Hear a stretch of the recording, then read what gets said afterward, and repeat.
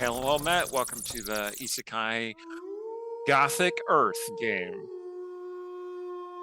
Pardon the random sound effects that just went out for some reason. Yes, pardon the technical difficulties. There seems to be some dark magic afoot, and thank you for bearing with us for these Just 10 a minutes bit.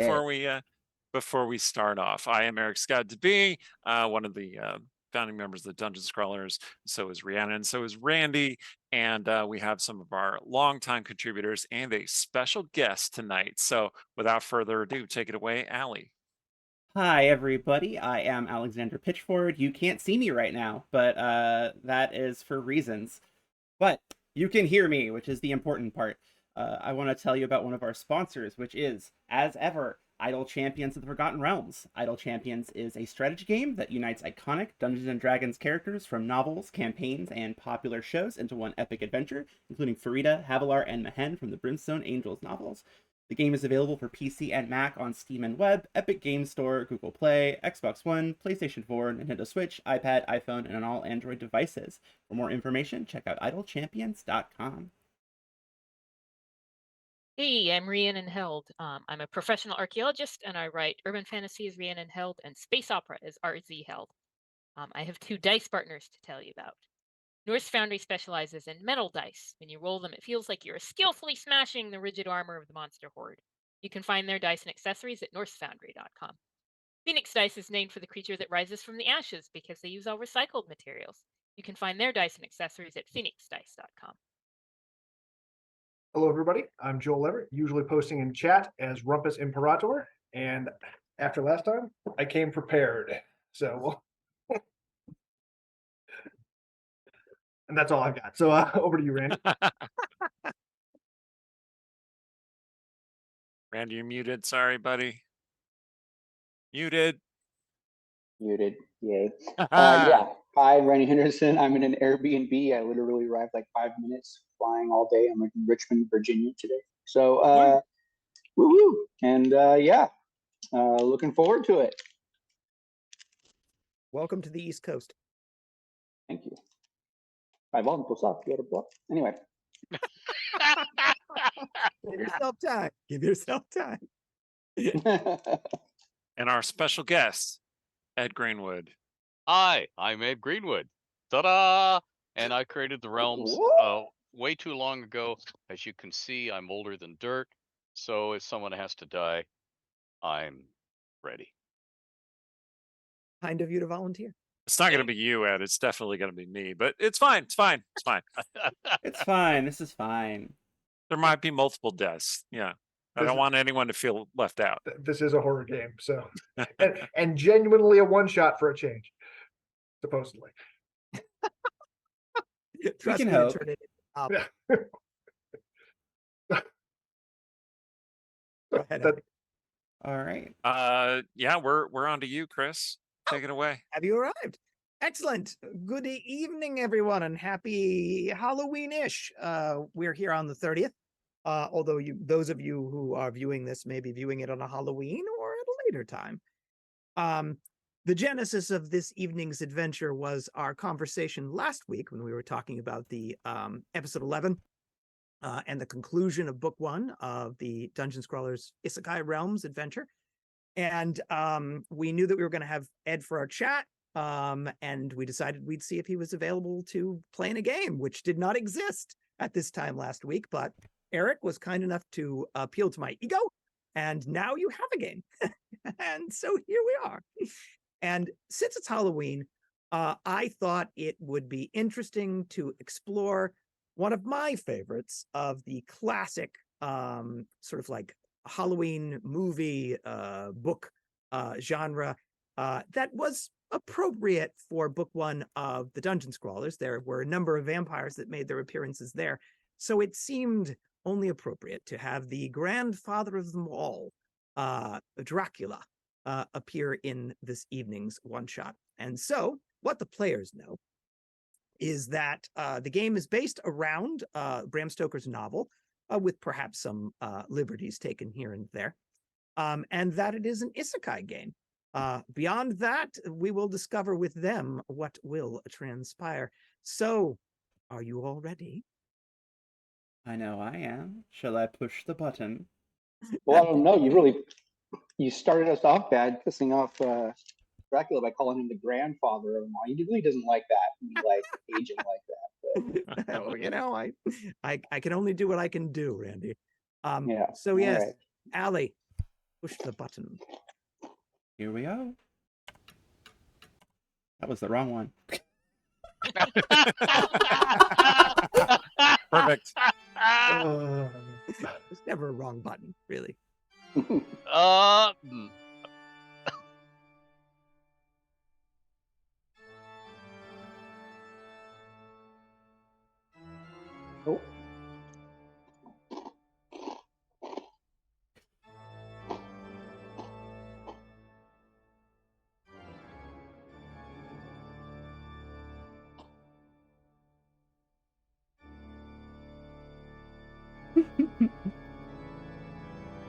Of course, none of our players can hear this, sadly. Yes.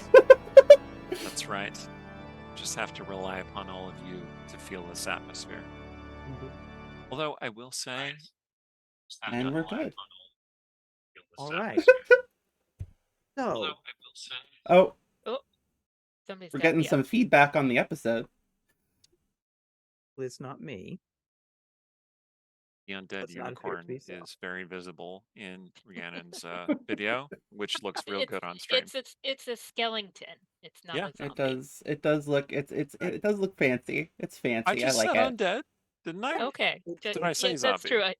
Okay, okay. When you say undead, I think like vampire zombie, less skeletons. Yeah. Understood. It is adorable, and I'm glad it's there. Just gotta love it though. I All right. So took notes on all my sound effect buttons and immediately pressed the wrong one. that's all right. We're doing There are this live. ghosts in the Yeah. machine. Live. All right. So are you ready? Yes. I shall take Yes. that as a yes. Yep. All right. Go for it. So you are sitting here, preparing to play, and yet another, for whatever bizarre reason you've signed up for two of these, Isekai adventure with your beloved or despised DM, Chris the Grey. And as was similar to the last game you played, suddenly you will awake in a surrounding unfamiliar to you. You were seated at your computer, prepared to play this game, and then darkness. And then as the darkness lifts, the deep echoing chimes of a grandfather clock pierce the stillness of the room that you're in. As the final chime fades, you become aware of your surroundings, experiencing a brief but profound disorientation. As the world swims into focus, the muted tones of candlelight fill your vision. Heavy drapes, deep red in color, hang from the windows of the room that you're in, casting a slight crimson hue over the wooden dining table before you. The table, set with gleaming silverware and fine china, reflects the soft flicker of candle flames from a candelabra resting in its center. Uneaten food sits on its plates, and wine glasses in front of you are half full. Before you also stands an elegant fireplace, fire roaring within it, its marble mantle decorated with small trinkets, and a portrait of a beautiful young woman. The heavy, ornate drapes frame large windows that look out into the dark, misty night. A large mirror with intricate gold gilding hangs on one wall, reflecting the room and its occupants. Your senses are soon flooded with a myriad sensations of a strange costumed garb, constriction of high collars, a weight of a pocket watch in your vest pocket, rustling of a long skirt or trousers, the trappings of a late 19th century aristocrat. The smell of roasted meat and wine is rich in the air, contrasting with the underlying scent of old wood and wax. Looking out around the room, you see you're seated at a dining table at which there are 5 other individuals, none of whom you recognize.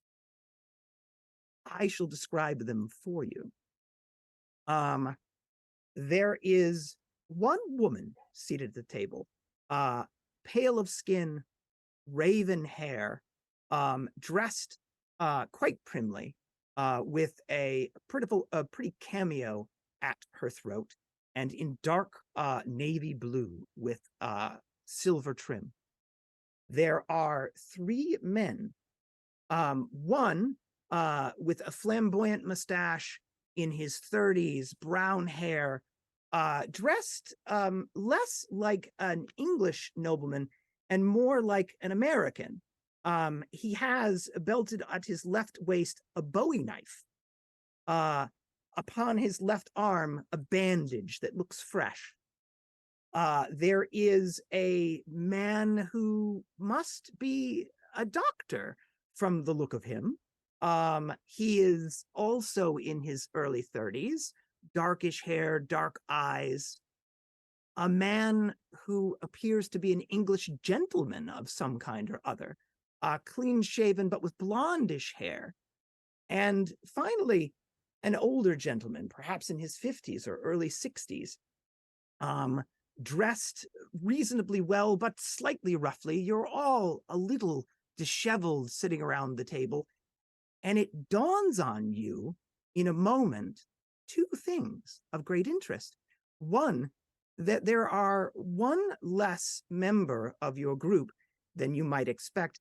And second, that as you're all looking out from your own perspective, you recognize no one in the room. You cannot see yourselves from where you're sitting, but you have the sneaking suspicion that you're not in your own bodies. You have a moment to talk amongst yourselves. Who wishes to go first? So- Randy, you're muted. Can we see into the mirror? You would need to stand for that. Then I would like to stand and have a look and make sure that I can see everybody else in the mirror. Distrusting from the start. Oh yes, we've gamed with you before. As I you can't believe you put me in a cameo. as you're all standing there or sitting there, trying to gain your bearings, one person stands to their feet. Which one? In an instant, Joel, you know that you're the American with the Bowie knife at his waist. Okay. Yep. And as you maneuver to be able to catch your reflection in the mirror and the reflection of everyone else, you'll see that everyone else's reflection does reflect back through the mirror of this room. Would you care to say something now that you're on your feet? Well, it appears that we have jumped into the main characters of the novel Dracula. I'm apparently Quincy, and I pegged Mina, Dr. Seward, Arthur, and Dr. Van Helsing, though I'm not sure who's who amongst us. And we are short one. There are Does footsteps. his voice match? His voice sounds like his own voice Okay. coming from the mouth of this individual. Good, I don't have to do a Texas accent this whole time. You There don't are have to do a footsteps. Texas accent as filtered through a man who's never spoken to an American in his life. Yes. Well, There are footsteps approaching from what you believe to be the kitchen. They will be here shortly. Oh, Does anyone great. else want to say anything in response to what Joel has said? I stand up. Standing up next is a British gentleman, blonde of hair and well dressed, although you're all slightly bedraggled. It appears to have been a long day. Eric, you're quite handsome in the mirror. Do I look like a doctor or like just some guy? You No, look you're- like you're a British Arthur. nobleman. I'm Arthur. Oh, great. pretty sure. Okay. Well, all right. Hi. Lord Godalming. Thank you. I had forgotten my last name. That's actually your title, but Well, Right. You're not her husband, are you? Do you wish to say that, Ed? Yes. Coming forth from the mouth of the oldest gentleman in the room, the one who certainly must be Professor Abraham Van Helsing, Yes. Oh, is shit. Ed's voice. Do you wish to say that, Ed? No, no, no, no, no. No, I'm delighted to be Professor Van Helsing. I feel I must apologize, Ed. I did not know what was going to happen. This is what happened. This is obviously what Chris would do. That might be him approaching. Randy, I look at Dr. Seward. Is that Indeed, you? Randy. That is. Yeah. I'll just speak in a gentleman voice. No, I'm just kidding. Oh, No, I. it's definitely I'll Randy. hey, it's me. There's some uneaten food, which I assume means it must be eaten, and there's some wine. I think we should have some wine because whatever's about to happen, I think we'll need some wine. Always a good idea. So Yes. if Mina's left, Yes. then where's Allie? Is Allie Lucy? Excellent question. And So Lucy's turned. as you make that observation, Allie is Right. Lucy. The individual who is coming from the kitchen will arrive. It appears to be a maid. Well, more matron than maid. A woman in her 60s, perhaps, with silver hair, dressed quite conservatively, all in black. Perhaps even in mourning wear of some kind or another. She will enter the room and she will say, in sort of a Cockney accent, and I'll do my best Cockney accent, "Good evening. Did I hear you all stir? Did you need something else?" Where's Lucy? That's what you'll say. Yes. Miss Lucy is upstairs where you left her. Is she in some sort of trouble? I think you might say that, madam. You said there was. Oh, sorry. Shall we call the bobbies? Oh, The bobbies will do no good here. Dr. Van Helsing, quickly. They could be like distractions. You know, they're bait. You know, they're better that like if someone goes down, it's the bobbies, not us. But all right, so I stand up. Yes, I'm ready. Dr. Seward, we're going to need that dodgy blood transfusion technology of yours. Doc, no right. blood transfusions. And on that note, Miss Murray, of course. Of course, you're right. So, Allie, you will awake. You are in a room entirely by yourself. This appears to be a bedroom of some kind. You're in bed, a fairly luxurious bed. The soft pitter-patter of rain outside punctuates the stifling silence of this bedroom. Gossamer drapes sway gently with a draft from the tightly closed windows. The room is bathed in an otherworldly glow. A single gaslight illuminates the luxurious space, revealing the intricate details of its Victorian decor. The walls, adorned with delicate floral wallpaper, whisper tales of days gone by. A large vanity mirror stands against one wall, its surface polished to perfection, reflecting the dim light and shadows. In the center of the room, in an ornate bed with dark wooden posts, is you. You lay among its plush blankets and pillows in a state of slight disarray. As you awake, your fingers clutching the soft satin sheets, you note that your breathing is rapid and struggling, your heart racing as your eyes dart around, attempting to make sense of your unfamiliar surroundings. Your gaze drawn towards the door to the room, and you realize at once two things. The overpowering stench of garlic. It's all over this room. Small bouquets of garlic cloves hung strategically around it, by the window, the door, and even around the neck of the crucifix hanging above the bed. What's worse, there's one around your neck. And the reason you're struggling for breath is probably connected to the fact that it's there. Also, your hearing is quite enhanced. In fact, you can hear that there is some conversation occurring what is probably downstairs. You can hear the phrase dodgy blood transfusions, which will draw your eyes to some medical equipment on a chair near the bed. Yes, that makes sense. It would appear as though it was used to provide a Yes, in fact, there's a wound on your arm, bandaged, that would indicate that you may very well have recently been given such a transfusion. What do you want to do? Well, the first thing I'm going to do is, as I'm looking around and pieces are falling into place in my head, I'm going to go, ah, crap.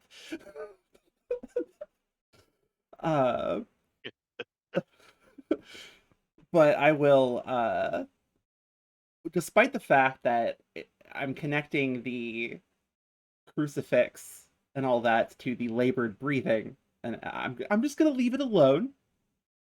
I'm gonna leave it alone for the moment, and I'm going to try to stand up. Like, I'm gonna try to get out of the bed, I guess. Please roll a 20-sided die for me.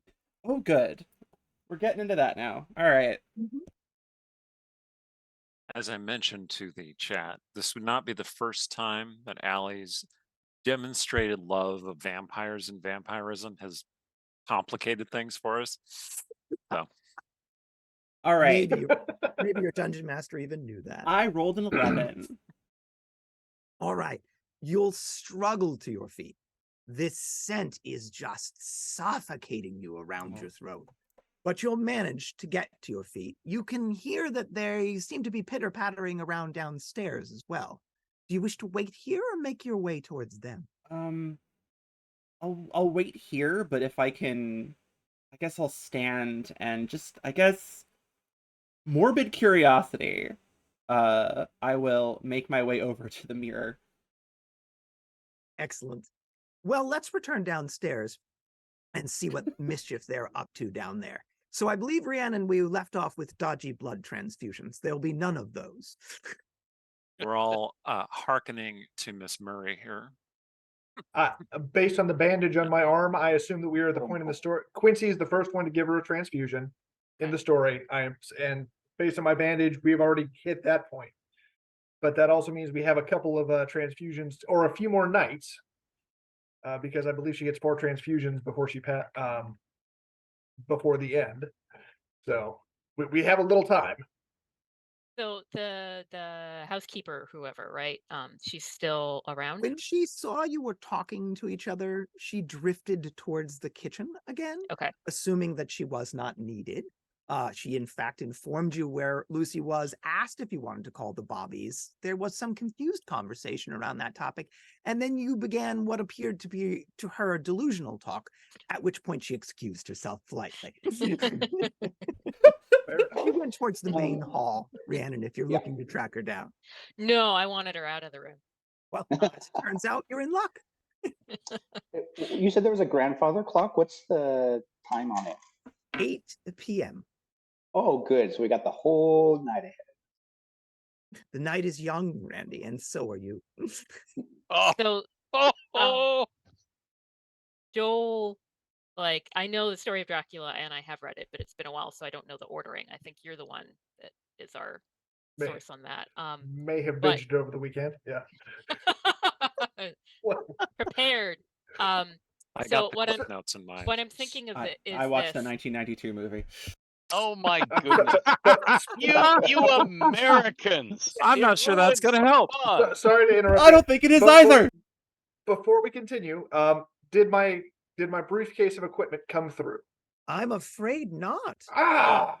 Man. Sadly so. You're inhabiting the bodies of the individuals that are already here. Do you want to feel around to see if you have anything? Oh, a steak and hammer didn't come. That's most unfortunate. I checked my pockets. Did the items in my pockets come through? Probably Sadly, not. no. it appears as though you have a Bowie knife, a watch. Oh yes, saw you. Oh. A Bowie knife, a watch on a fine chain, and some garlic powdered, and some English pounds. Okay. Anyway, go on. So I'm sorry, Rhiannon, you were saying before I had Well, to talk to the DM. I was just thinking, there's several questions I have here, and one of them, has Mina been gone to yet? Is there any is my throat She would clear? not have. She was not attacked until after Lucy was dead. Okay. Well, You it would still be a good idea to make sure. Can't hurt to check, but I mean, Yeah. You will note that you actually have to pull the clothing away from your neck in order to be able to get at it because modesty. Maid's out of the room, so However, in feeling your throat on both sides to determine whether there are any wounds there appear to be none. Okay, so that's good. So here's my question. I'm assuming that we either want to get out of here before it all wraps up, or we want to sort of like pull it off course somewhat. Because I'm assuming Allie wouldn't necessarily worry about being turned, but I don't think she wants to die thereafter. So and I'm not up for vampire munching, sorry. I'm thinking that we just need to decide what our goal is here, as opposed to just sort of finding the novel plot. We need to decide, are we trying to get out of this, or are we trying to wrench the novel plot off course? I don't think just following it is a good thing. I think we probably want to wrench it off course. Though we probably need to find out what Allie wants before before continuing. But yes, there are several points where we could go off course from the novel that would. Yes, there were a series of unfortunate events that led to Lucy's death. Any one of Arthur which is the one who is engaged to Lucy. That is So correct. Arthur, that's me, should be able to go and talk to her. Theoretically. On that thought, we will go back upstairs for a moment. So, Allie, you're approaching the mirror. Yes. Okay. Wow. You are a woman of great beauty. Blonde, honey of hair. Bandaged on the throat. That does not bode well. No, it doesn't. Pale as well.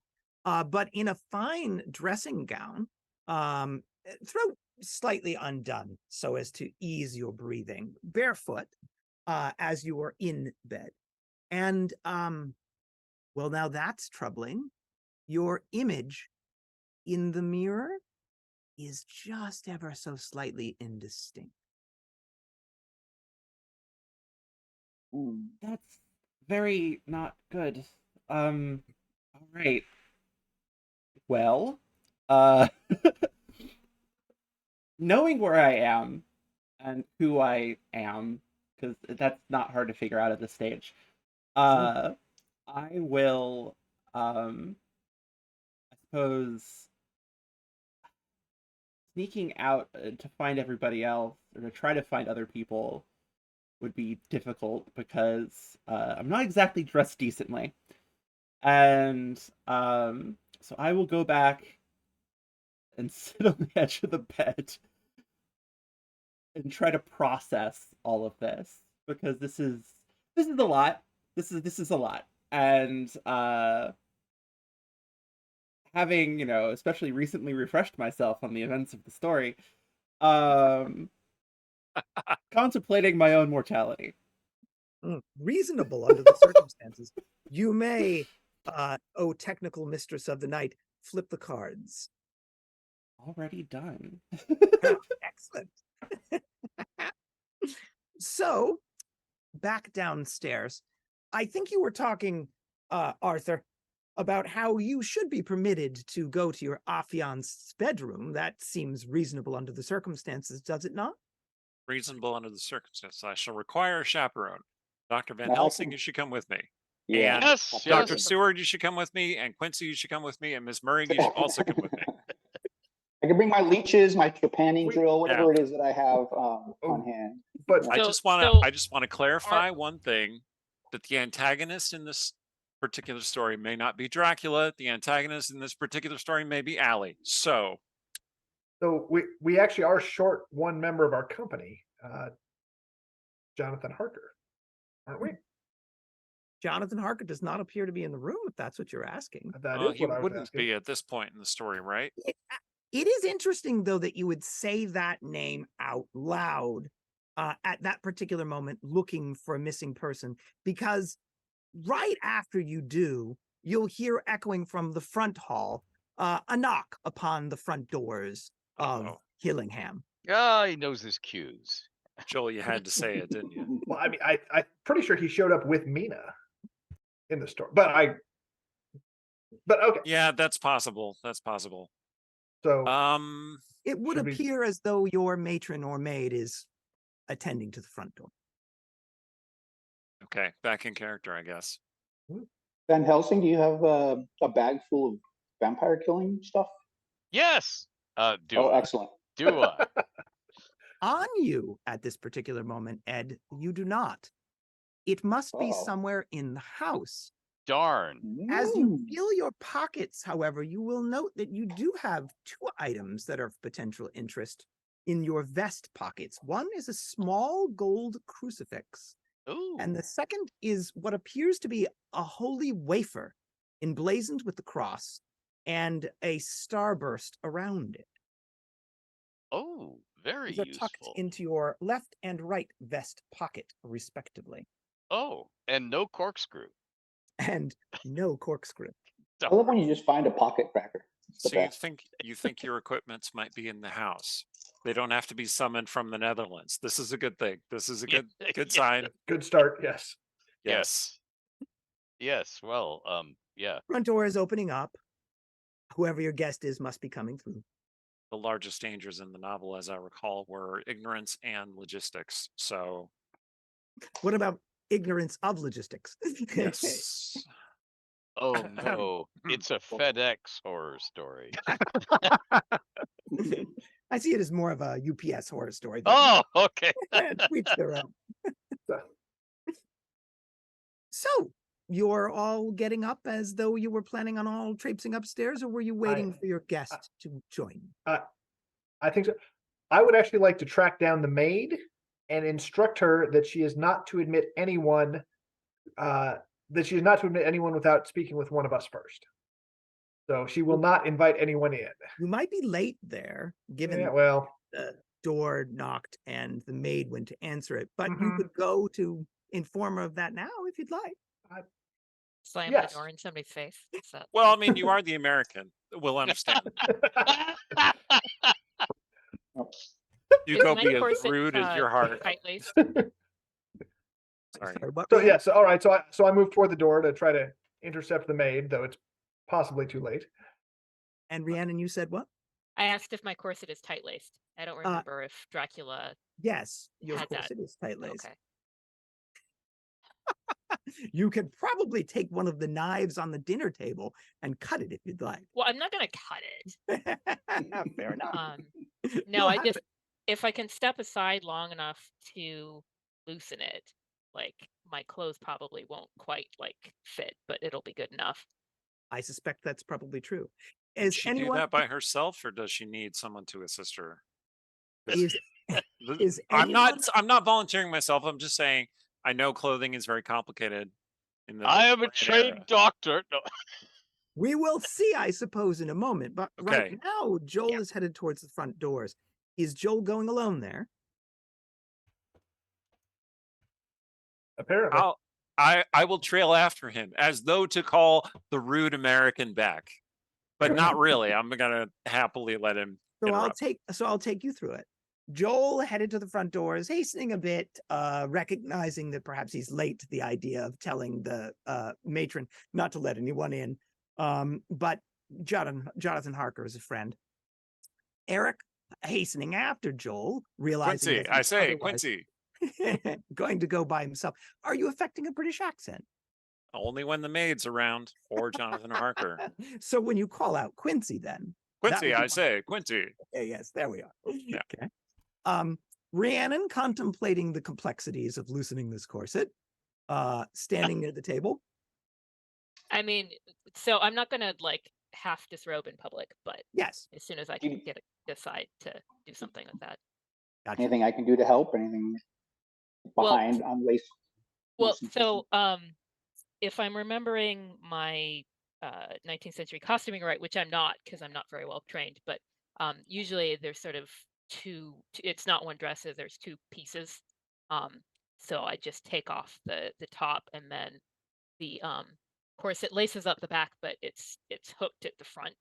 And so we can just like undo the laces a little bit without messing with the front of it. So I just That need sounds right to me. I just need to step aside somewhere. All right. Seems Um, like it would be easier to loosen it yourself rather than put it on yourself.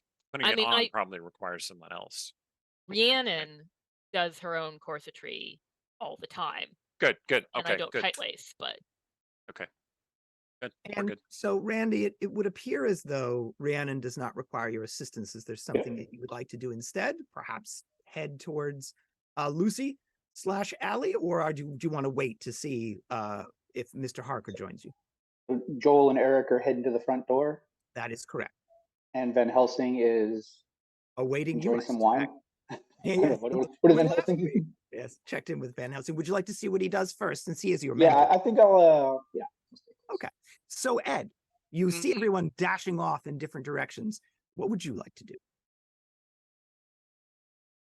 I would like to follow the procession to the front door slowly, Ah, lingeringly. yes. That I'm appears not. Yeah. that appears to be what Van Helsing Ed is up to. Randy, do you wish to join him, or do you wish to wait here, or do something else? I think I will wait somewhere in the proximity of where Rhiannon went, not like give her whatever her privacy to do her thing. But I don't think we want to leave anyone alone, Protect especially her. if she's side Mina. room or something. I'll Gotcha. step Yeah. in. Very good. So, Joel, it would appear as though you have arrived a little too late to prohibit your guest from coming through the front doors of this place.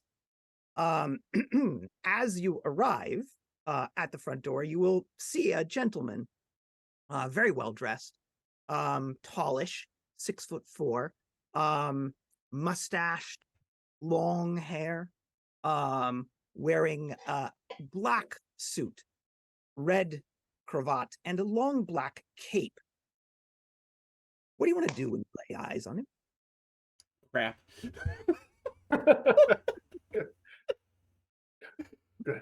Good evening, sir. Good evening, he says. Yes, this is who you think it is, Joel. And he's gained entry to the house. Eric, you'll come up next and see Joel exchange pleasantries with, well, you haven't been introduced yet. But yes, you think this is who you think this is. Ed, an instant later, but back far enough so that you cannot be seen, you will see the same. Do Right. you wish to say something, Arthur? Or do you wish to let Joel handle the initial introductions? Ah, you must excuse my friend Quincy. He's American, you know. That's your response? Okay. Ed, anything from you before dialogue begins?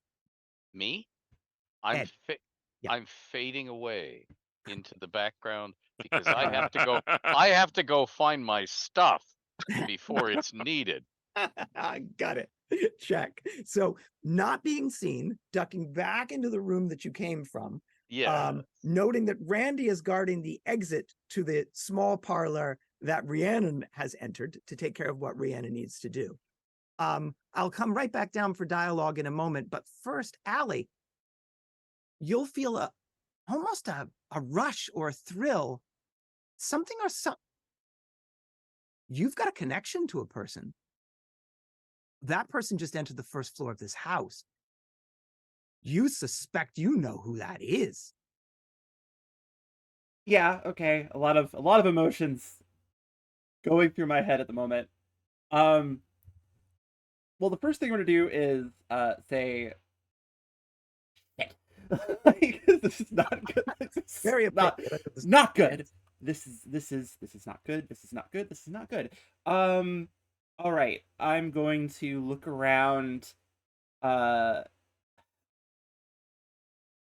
Is there anything like that got left up here that could be reasonably used as like, well, first off, let me ask this. Is there anything that, well, I'll start looking in like if there's bags, if there's anything, like I'm looking for stuff. There is an obvious medical bag All right, that I'm gonna is look in the sitting up medical bag.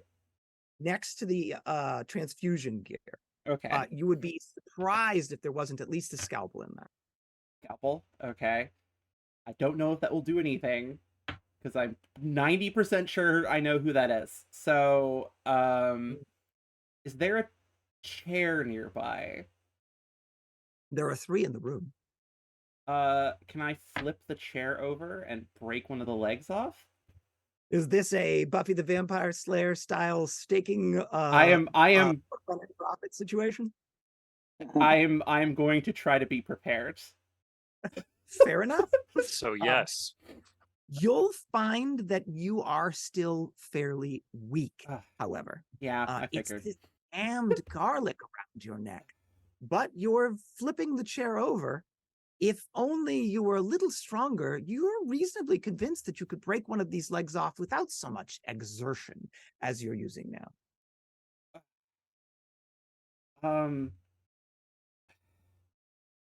I really don't. It's not a good idea to take this off. I know it's not a good idea to take this off, but I don't want to be like unarmed.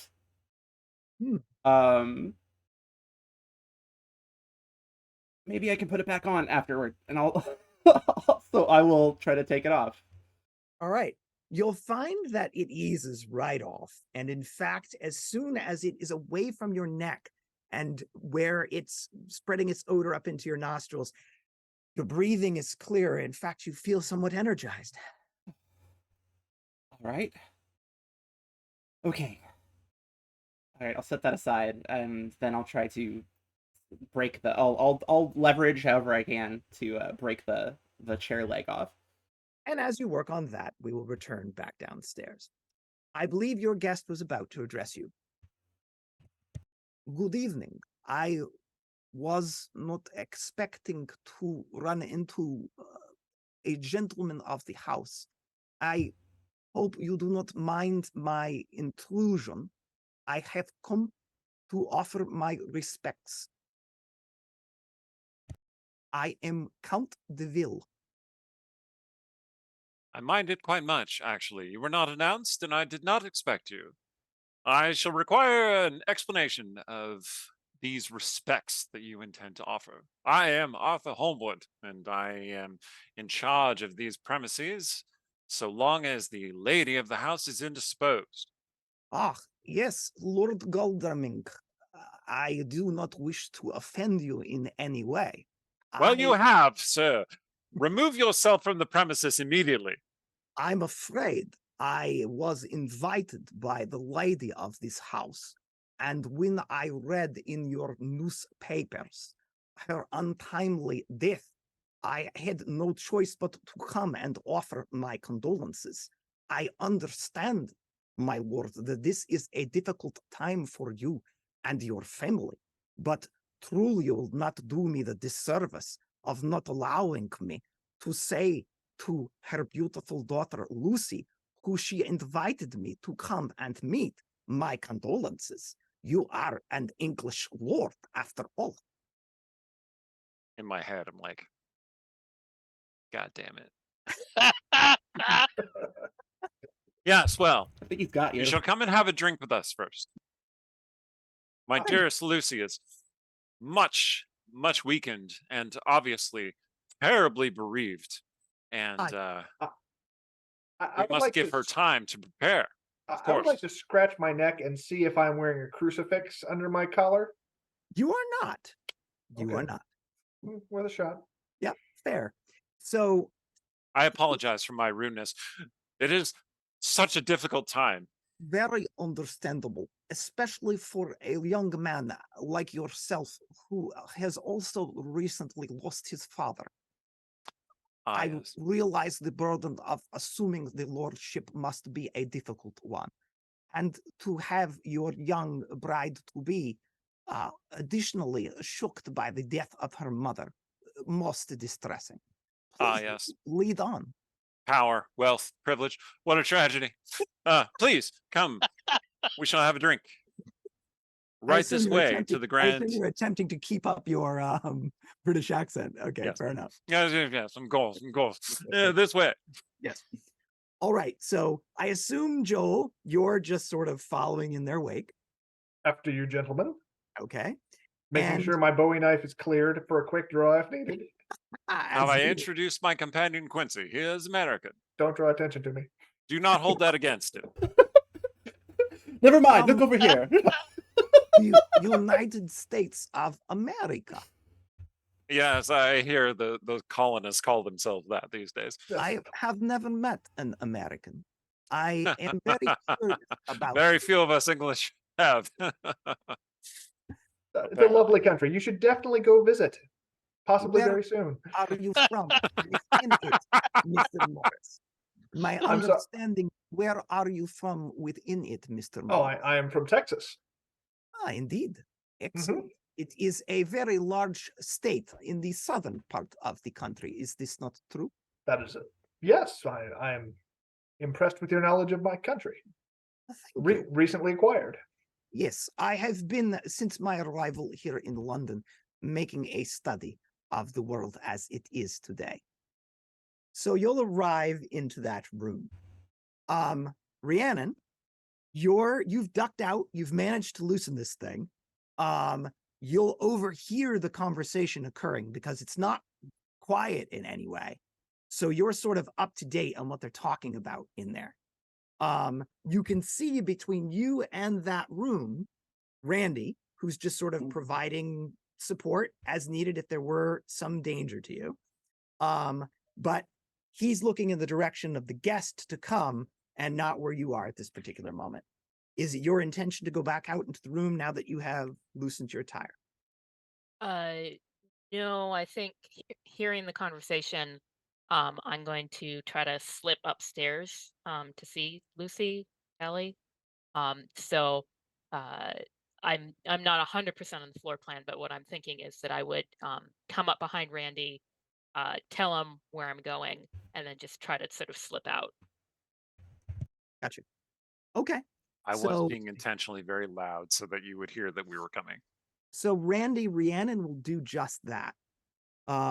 Looking to make a quick run for the stairs to the second floor. Would you like to provide a distracting cover by approaching the oncoming people and perhaps engaging them? Sure. Okay. So I'll get back to that in just one moment, but let me also pay a visit to Ed and to Allie. So Ed, Mhm. roll a 6-sided die for me and tell me whether you get odd or even. Right, a moment, please. Indeed. Aren't you glad I wore pants? I think we all are. Yes, yes. And it should be clear that no Englishman, especially not Bram Stoker, would really know what a Dutch accent sounds like. So Oh, I think if you read the novel, Yeah. he does his best. Yeah, he does Oh, so much dialogue. his best. A 2. even. So an even number. You've stumbled upon a treasure trove of items. This is like an office and a library combined. Oh, and- good. There are an assortment of weapons and things in here. There's a bag. If there's a Van Helsing bag, that's the bag. But there's gun belts and a rifle and axes and all kinds of things. Almost as if these people were trying to prepare to defend the house against some threat. Oh, good. I take them all. No. Gee, I wonder what that was. Okay. First of all, is my bag there? It Do I is, yes. I grab it. Okay, so you have scooped up your large doctor's bag. Yes, and I'm going to pull that crucifix out and don it. The gold one from your pocket. Yes. Okay. Do you wish to don it so that it is immediately visible to someone in the room? No. Okay. So down here. Yes. Under the stiff collar. Excellent. Very good. You will do just that. And Uh-huh. then, Anything of silver in here that I see in amongst Oh. all this array? yes, indeed. One moment. You've hopped ahead, and I shall tell you what is in this room. Oh, good. Yes. Tell me what is in this room. I'd love to hear it. Okay, you have in here, Howitzer. yes, indeed, a howitzer, Came too close. a half a dozen electric lamps set on belts that almost look like they're made from miners, of the kind that dig in the ground. Various large and gaudy wooden crosses, 3 in number. What clearly must be holy water, in vials, about a half a dozen. Your bag, which when you quickly open it, looks like it contains more stakes, more holy water, a mallet, and what looks like a box of holy wafers, a set of like guns on a 6-shooter gun belt, complete with ammunition, a Winchester rifle leaning against the chair that is hanging off of, a cavalry saber on a belt, with what looks like a 38 revolver, like a Navy pistol on the opposite side of that, 2 wood cutting axes, and an assortment of torches and clothing. Is Now, this... how much would you pay Now, for this wait a minute. vampire? Wait a minute. You pulled up a Ravenloft thing. I did. So it's D&D, so there's no encumbrance. I take it all. Clearly, you haven't played my. It was worth a try. Fair enough. Fair enough. Okay. Right. You can take the bag without being obvious that you're armed. You could Yes. probably even put some of those things into the bag. But Let's if do you that. walk into the room with a Winchester, all bets are off. What? I have fired a Winchester, sir. Yes, indeed. Yeah. Well, I figured that whole side of the room would go away. and if an unfortunate Mr. Harcourt should be standing in that side of the room, well, we'll just have to start a new adventure, won't we? I suppose we will. Yeah, yes, and I also suppose you wouldn't want to do that, so it wouldn't work out well. So yeah, I'm going to cram in lots of stuff, not in such a way that I can't easily get stuff out, not wedging, but if I can, Are you more interested in modern weapons, or are you more interested in taking all the things that you know would be lethal to a vampire? all the things I know that are lethal. This is not a time for experimentation. This is a Excellent. time for succor and savagery. Indeed. All right, very good. So that's what you'll do for some time. Yes. Meanwhile, upstairs, Allie, you'll find that now that noisome garlic clove necklace is off from around your neck, that your strength is returning. In fact, you're light on your feet and stronger than you would expect to be for a maid of this size. That chair leg snaps with ease. Fantastic. All right. Also troubling, but also good, but not great. So, well, do I hear, like, obviously they were being loud downstairs. Have I heard much of that? Yes, as a matter of fact, you've caught every single word of that conversation. Oh, great. It's almost like you can hear a mouse on the other side of the house. Fantastic. I'm not concerned at all. I'm going to, at that point, with the chair leg like secured, I'm going to, I guess, I don't want to just wait up here because that's bad. if something happens and, well, yeah, if Dracula gets up here, you're gonna have a whole other host of problems, which means everybody else is probably not having a good day. So I'm going to try to find something to wear, like something that I can put on reasonably quickly. There are closets about the room. Yeah. Apparently, Miss Westerner is a wealthy woman. not surprised. If you're hearing conversations, there's mine with Randy to hear that I'm coming up towards you. Yeah. So when I Yeah. arrive, I can help. All right. Cool. Are you I- looking for a dressing gown or are you looking for something fancy? Honestly, considering what might happen, I'm looking for, and I don't expect there to be much that's what I would call practical, but I'm looking for something at least You would be in luck. That is correct. There is moderately, nothing. like the most practical thing here is what I'm looking for. Fair enough. So you'll be looking for that. Yes. Meanwhile, Randy, you are edging towards the oncoming folk.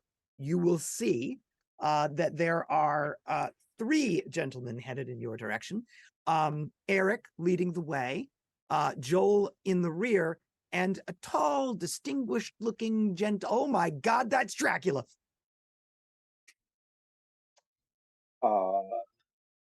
There goes the neighborhood. Where's Abbott and Costello when you need them? So Dealing with the mummy right now. yeah, that's right. That's right. Oh, wonderful. We have guests. Indeed. Who is your friend? Are you That was asking to me? you, Arthur. This is Dr. Jack Seward. He's a wonderful doctor here in London. Jack, won't you tell us about your insane asylum? A learned doctor. Very good. Ah, yes, quite learned, quite, yes.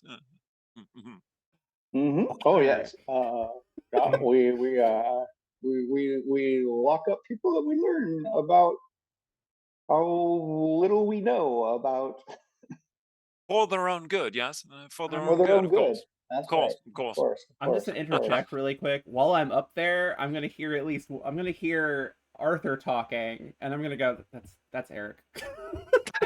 I recognize him anywhere. That's the over the top, like, God, no. I'm just shaking my head. So So Look, tell me, Greenwood Count, is what is your name? Count what? Deville. Count Deville. Ah, Yes. yes, this is Count Deville. Deville. Deville. Got it. Deville. So tell me, Count Deville. Tell me about your mother. Ah, yes, very good, Jack. Very good. Yes. Please have a drink. Psycho. Tell And us, there's Randy. That's what it is. Are you Yeah. a psychotherapist? Yes, both of those things. So Ah, yeah, you're Freud familiar fellow. with you're familiar with the practice. Do you dabble? Oh, no. I dabble in a great many things, but I believe that the diseases of the mind are really defects of the heart.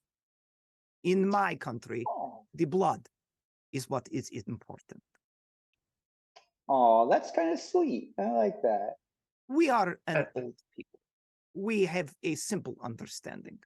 Your modern world does not always make sense to us. A primitive, superstitious people, if you will. Got it. Yeah, my dad's kind of that way. He has a really hard time, like, understanding Facebook and stuff like that. So, Are you attempting a British accent at all, or are you just Am speaking I? like an American? I mean, feeling too tired. I will give you a pass because Hello. you're Yes, I'm very well. I'm Jack, whatever my name. but you'll do your best to keep up a British Yes. accent. Okay, very well. Oh, yes. I'll do my best to Excellent. maintain a British I accent. appreciate that. All right. Yes. All right. So as Cheerio. we'll pause there for a moment in the conversation, as All right. Rhiannon reaches the top of the stairs. There is someone coming. You're reasonably certain, Allie, that it is a woman from the lightness of her footsteps.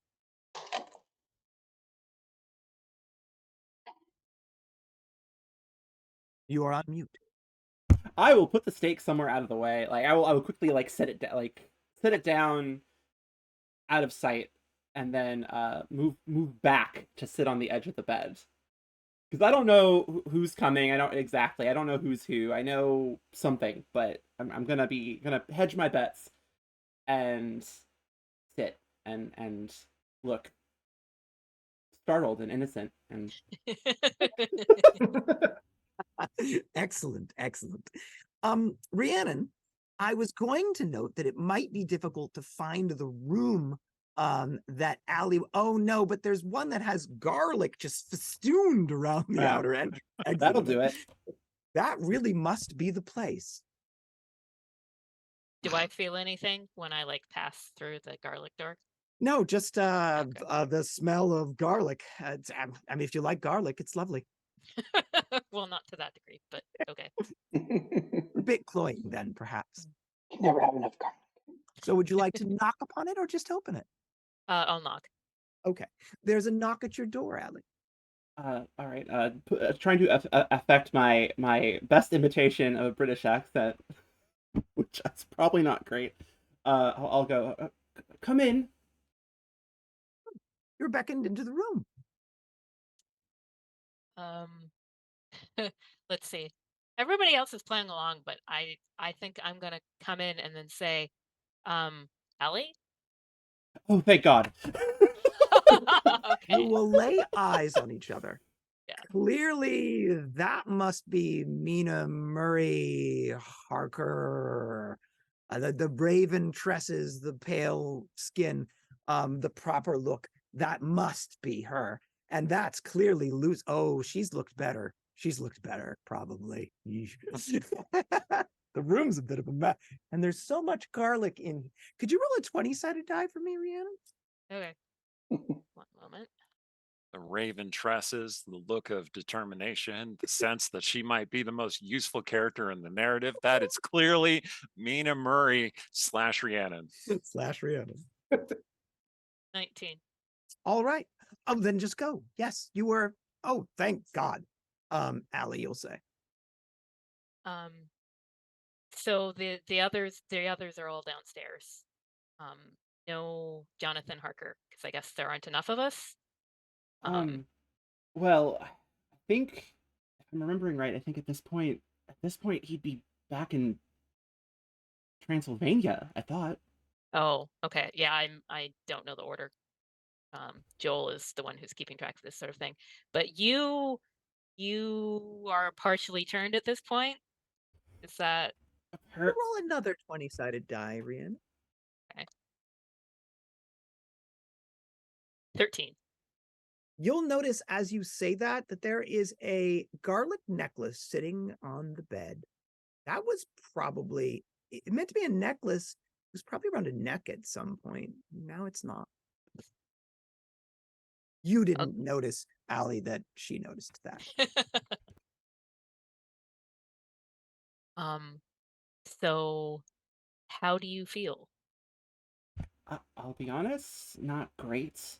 A little better now, but not fantastic, and a little panicking slightly. Okay. So question. Do you know what you want in this situation?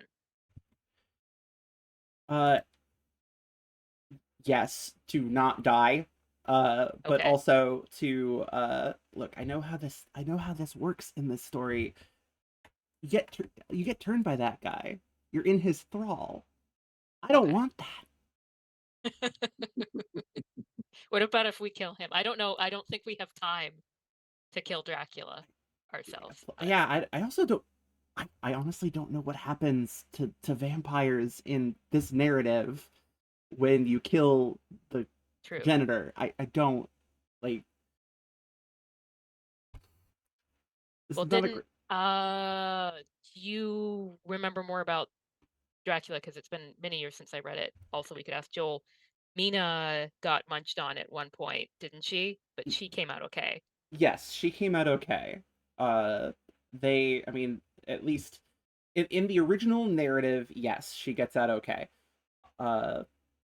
We will definitely not be taking any of the later adaptations into account.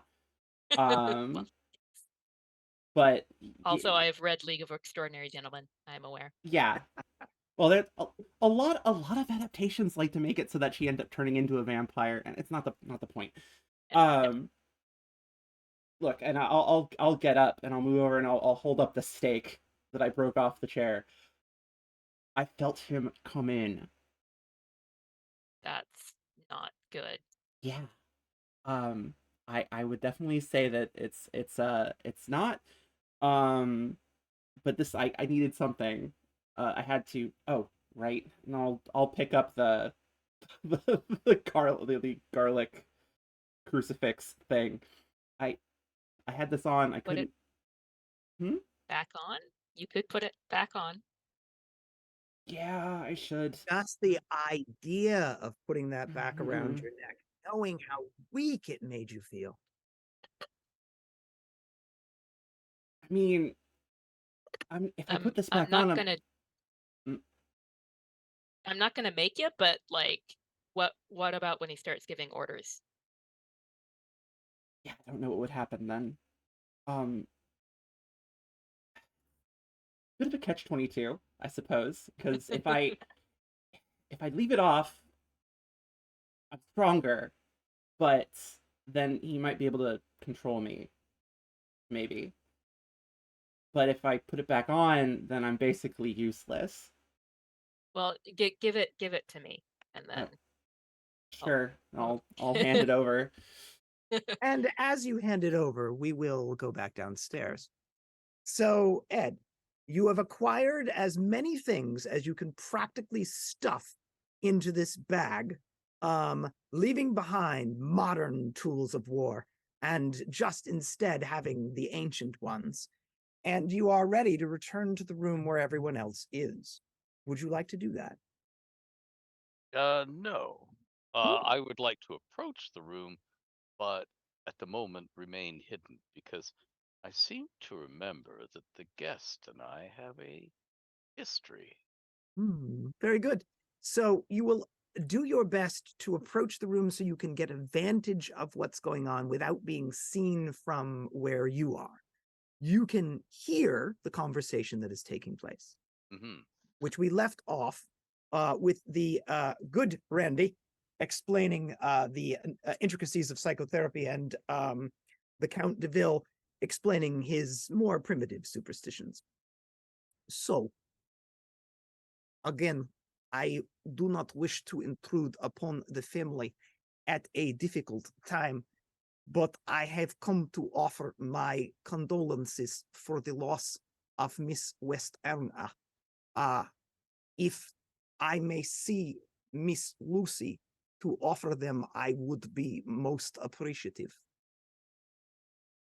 Ah, yes. Well, my darling Lucy is just upstairs, and she will be down as soon as she can. It would Very only well. be proper to wait for her to come to us. In the meantime, Count, might I offer you something else? Just the blood, a good Beaujolais 1872. Best thing to come out of France. Only good thing to come out of France, I'll have you know. Ha ha ha ha ha. Cheerio, pip pip. While I appreciate your hospitality, Lord God Rink, I have already fed today, and I do not drink wine. Or Ah. anything. A good cognac, then. I'll just go fetch it. You I'll know, be right speaking back. of, a good cheese basket is the best condolence you could offer. Like, if you wanted to just go and like send a nice cheese basket, I bet Lucy would love that. Very. Yes, but perhaps you're not familiar with English customs, but it is actually considered quite rude to show up without a gift. So, if you do, you have something to present to Miss Lucy? Because if not, it might be better if you came back later. I am confident that I have something within my attire that will be of interest to Miss Lucy. I believe I have, yes. And he'll produce a ring. Looks like a signet ring. It is the ring of my house. Oh, what house is that? The House de Ville. Ah, well, my dear Count. No. I suppose you didn't hear, but Miss Lucy is already engaged to myself. In fact, Oh, the three of us all proposed to her on the same day, apparently. But I was the better man. Wait, what? Are you gonna She say didn't that? tell you that Wait, story. what? No, I'm just going to go see about that cognac.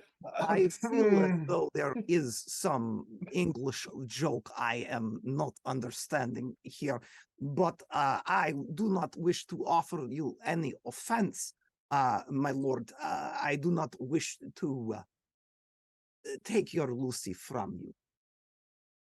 Yes, well, us English and all the polygamists. That's what we are, all of us, polygamists. Anyway, I'll see about that cognac. I leave the room because this is not going to go well. It's just bombing. Say it's just off the stage. No, I actually have a plan, but it's Could you fine. roll a d6 for me? Mhm. That is a 5. All right. As you leave the room, you will spot lurking in the shadows in the room beyond, so he could see into the room but not be seen. And he appears to have a bag that he's discovered. Hmm. Do you wish to Yeah. detour over into the shadows to discuss with him, or plunge beyond him and into what you presume are the kitchens? We're going to share a look. Hmm. Do you have a stake in the situation, sir? I shall see if I can find a stick or something better in the kitchens. I open my bag Mm. and It would appear as though there are many better things within that. Okay, I am I out of view of the sitting room? You are, because so is Ed. I'm going to try to summon Vindicator. oh. Well, I very much Oh. appreciate your attempt, Eric. Ah. No mark to call upon here. I don't know if I don't have a mark in the Isekai world either. Well, yeah, because you. This is where Vindicator went at the end of episode 11. Ah. Nice. Ah. Look, I just want to see if it works. That's all. No sword, magic or otherwise, appears in your hands. Okay. He seems to be. I'll take practicing one of those. baseball or something. I'll take one of those. You wish to take a steak and tuck it into your pockets? Yes. Okay. Down your trouser leg. Yes, yes, very Something pretty. related.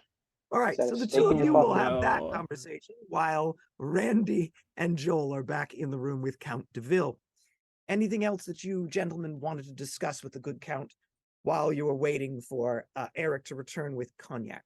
So I'm Well, not familiar with. fascinating area of psychological study we really are just off the British accent pursuing is consent. Have you ever heard of consent? Really important. It's quite the hit trend right now. All I am parts of the world. familiar with the word. Yes. That is what you are asking me. Oh, good. So what does the Since presentation you're- of a ring mean amongst your people? Because there's a very specific meaning in in English and American cultures. Occidental cultures. For me to give a ring as a gift is merely a piece of jewelry. It is my family ring. And so it is to show that this person is a friend.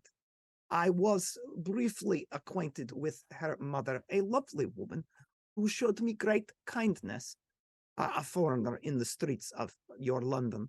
Yeah, I bet And you were. so, if she were to come to my country and present that ring to someone who knew me or my family, she would receive hospitality in turn.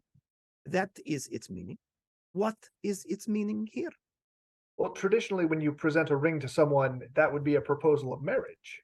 Oh, So she would be a bride of DeVille. I would never for a moment assume to take her as a bride. Hey, you think he might be just having a little fun with you right there, Joel?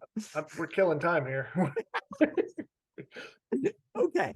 So Let's while you kill do, something else. Where are the people with the weapons? Come on. while you do that, I'll go back upstairs. So Rhiannon, meanwhile, you've tucked away the garlic clove necklace. All right.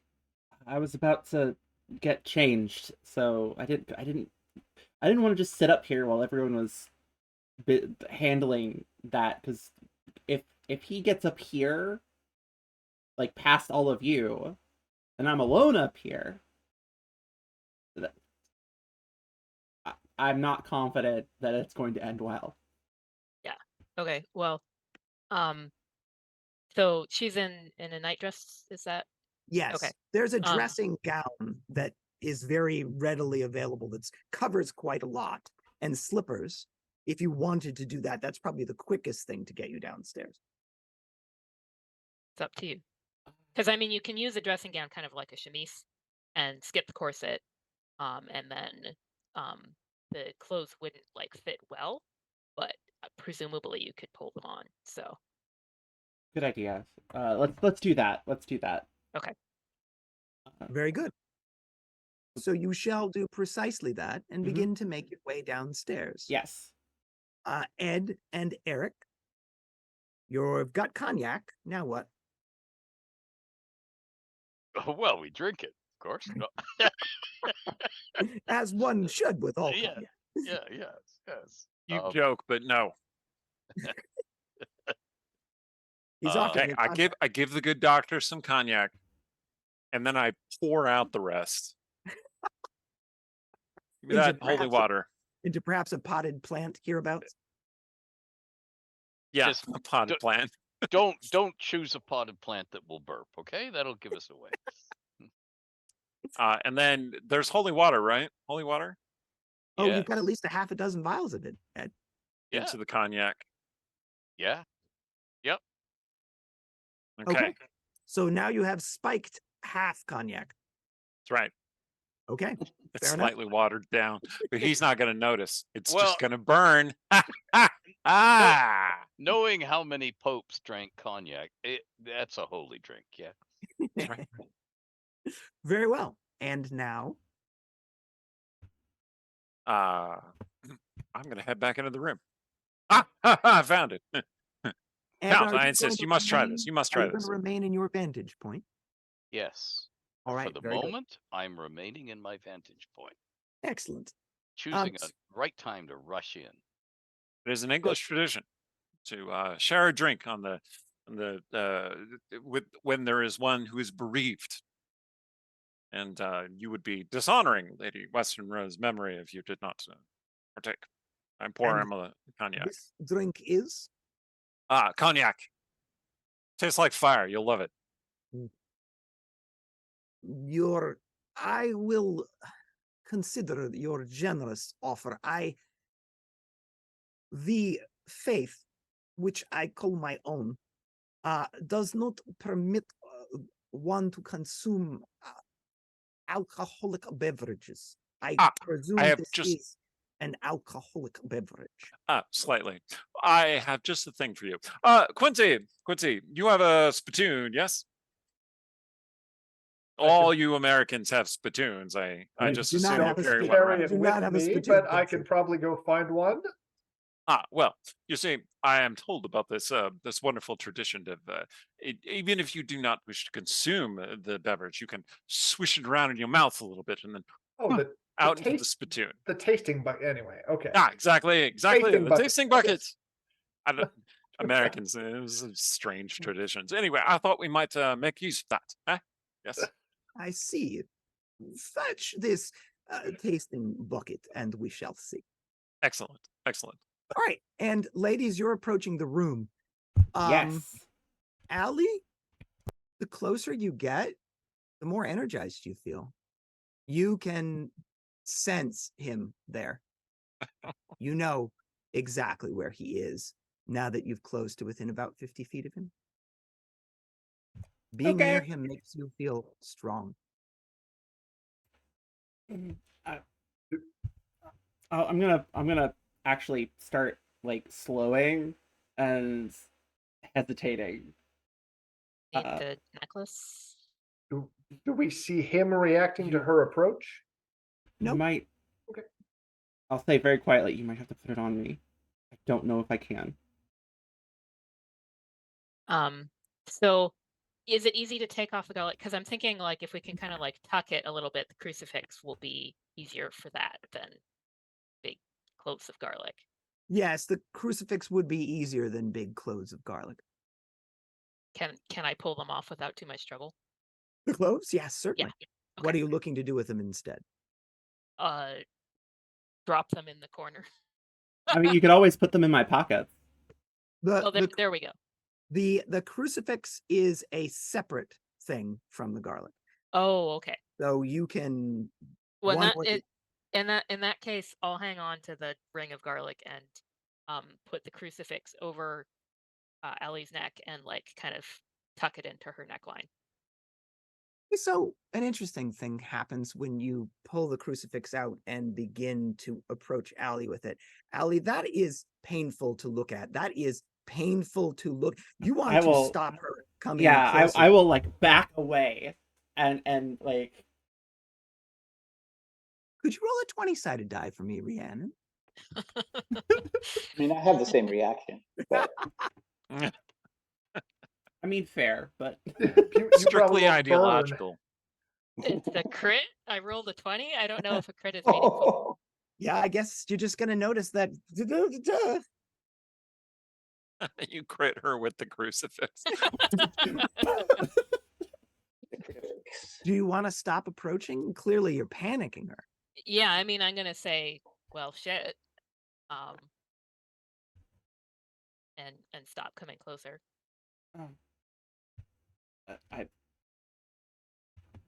I'll be fine. I'll be fine. Do we need some kind of agreement before we go in there that if you start following his orders, we try to knock you out, or Do what you have to do. okay? Hopefully, it won't be necessary. Hopefully. I'll put on the crucifix. Again, tucking it under what you're wearing. Yep. Very good. Puns so- in the chat, I swear. You'll enter the room. You're in the room awaiting the spittoon. You're looking for a spittoon, Joel. Is there a spittoon in the kitchen? Where does one find spittoons? I mean, you would find them wherever someone is chewing tobacco, but so Any I don't know. parlor. Or just I a mean, it's bowl of just- some kind will do. I mean, sure. when I heard we were going to be playing Dracula, the last thing I thought I would be hearing is, "Where is the spittoon?" An entirely reasonable. That's not where I thought this was going to be going. An but entirely reasonable conclusion. Yeah. As you, Rhiannon, and you, Allie, enter the room, you will see the Count's eyes alight on you both. Allie, this is indeed the source of your power? Attraction? Very compelling. You feel stronger just being in his presence. He has a ancient knowledge and power that he wears like an aura about him. And he'll grant you the slightest smile as he makes eye contact with you as you come in the room. You'll find that sets your heart a beating. Your heart is beating, and so that's a good thing. Yeah, that's good. Miss Lucy, is that you? Yes. Sorry, I. You will sketch a deep bow. I will kind of do a curtsy in return, I suppose. But still, I'm definitely out of sorts. You do not look well. I imagine the shock of the loss of your mother. I found her to be a delightful woman, and I am greatly pained by her loss. You'll find Rhiannon, as he's having that conversation with Allie, he's looking at you. And there's a look in his eye. It's a combination of a predatory look and a look of longing and respect, almost as if he recognizes you from somewhere. And you are? He's now talking to you. Mina Murray Marker. Murray. Mina Murray. Miss Murray, have we met somewhere before? You appear terribly familiar to me. I feel the same way, but I could not say where or when. Do you believe in fate? No. I have lived a long enough life that you may wish to reconsider that philosophy, but perhaps that is for another time. Mm. While we await the spittoon, wait, are you gonna giggle when he says "while we await the spittoon"? I think I'll do a little bit of Yeah, okay. and then It is an English tradition, is it not? Lord God Rank. It's a combination English and American tradition. My beloved Lex. I mean Lucy. It's so Okay. good to have. How are you feeling, my You're darling? screeching back with their spittoon. I'm coming back with something we can use as a spittoon. Io, step between Dracula I'm- and Lucy there. A little out of sorts. It's been very trying recently. My Ah, dear Miss Lucy, again, I do not wish to bring you any pain. My Lord Goldenring, she must feed and get rest, and she will become stronger. of course, of course. I obviously agree. Lucy, darling, do you feel sparkling? What? Are you having a craving No, to listen to a lot of sparkling. Bauhaus? Confused Are by that you- reference. Dracula's not going to know what I mean, but hopefully Allie will figure out what I mean. Go to Well, Forks is what he's saying. It takes You me. have an It urge takes to me go a to bit. Forks. It takes me a bit, but I go only a little, not a lot, not completely. Well, Passing by you in your hiding place, Ed, is Joel hastening back with some sort of a bowl, which I presume is meant to be a spittoon. You wish to continue to observe from your hiding spot? Do I see How this Ed? plays out. You do. Okay. How large loometh Joel and Spittoon? Can I move with him and stay behind him, You or will I certainly be can. clearly visible? I would wager, Ed, that if what you're hoping to do is remain hidden from the eyes of Dracula by simply getting behind Joel, that seems unlikely a trick to work. Yeah, I was just hoping you would be merciful. Well, he is an American. He is quite large. Randy has a suggestion. Does he? Yeah. Which is that you hide behind a potted plant. Oh my! Probably Yeah. not the one with the cognac in it. I am not adverse to hiding behind potted plants. You can creep closer to the room and remain unseen if you are willing to hide behind a large. I am indoor indeed. shrubbery. I have no false modesty or modesty of any sort. So yes, I'll do that. Excellent. Very good. So you will creep into place behind the indoor shrubbery, and you, Yes. Joel, will enter the room just as Eric was talking to Allie to determine whether or not she felt sparkly. That's right. I You can't see. express how much I hate that was the code. No self-respecting vampire in that era or any era would understand that reference. But all of us will. So you return. Well, might I suggest you avoid the cognac? Well, keep that in mind. I'm probably a bit too lightheaded for something that strong. Some wine, perhaps, yeah? Please. I set her up with a glass of wine. Very good. So Joel is standing there holding a spittoon. Everyone else is observing this situation. So tell me more about this custom. Allow me to demonstrate. Quincy, if you would. Just hold the spittoon up. It's like a Spittoon. yeah.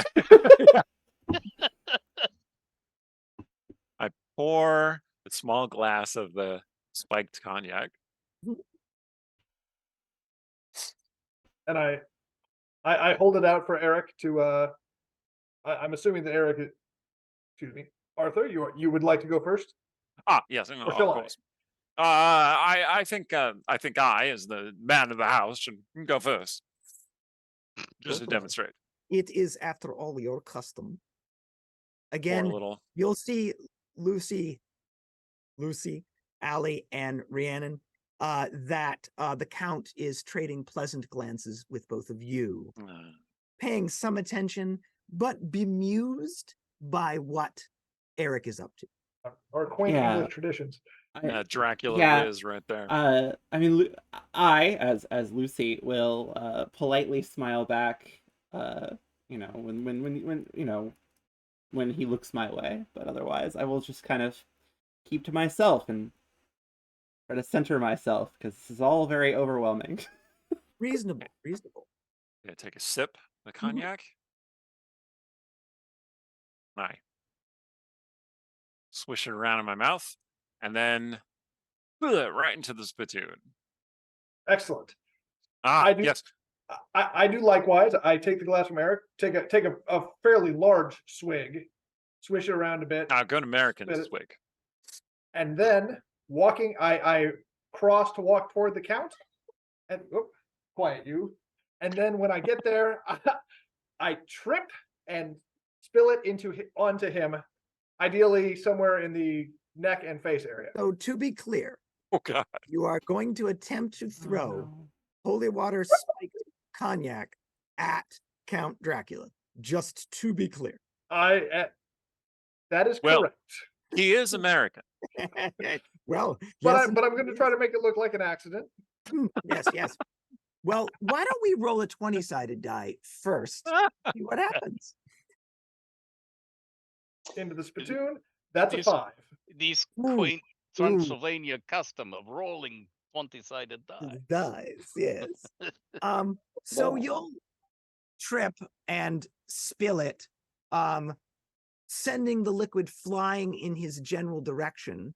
But between the fact that he obviously must have been suspecting that something was going on with you all, and the fact that you just, he moved pretty quickly, you just wildly miss and just flail that out into the center of the room. He will hiss I commit to the bit. I go all the way down. to the ground. Yes, just He will flat on hiss, my face. literally hiss at you, and he will say to all of you, "What is it you think you are about?" Is that your cue, Ed? Yeah, And it you is. were waiting for something. I'll just say Yeah. I'm as confused as you are. And I will come barreling into the room and say, we meet again, and attack. Okay. What does attack mean? I am going to You have the Winchester. no. No. You have a I do sword. not. No. No. Steak. Yes, tons. Alright. Yes, I'm going to come at him with 2 stakes up in my hands. Okay. And just rush him. Yes. Okay. You will surprise everyone else in the room who was But not him. Yeah. really not expecting that to happen, right? Yep. But not him. You Yes, get of the course. impression that he probably knew that there was someone in the general location of where you were, even if he didn't know who it was or precisely what they were doing. But Right. you will get to roll an attack upon him with these stakes. Since And- you're using 2, you Yeah. get to roll 2 20-sided dice. Oh, Amazing. boy. A 16 and an 18. All right. Your 16 will miss as he dodges to the left. Your 18 will strike him in the shoulder. Please roll the d4. Just a dunk to the left, a dunk to the right.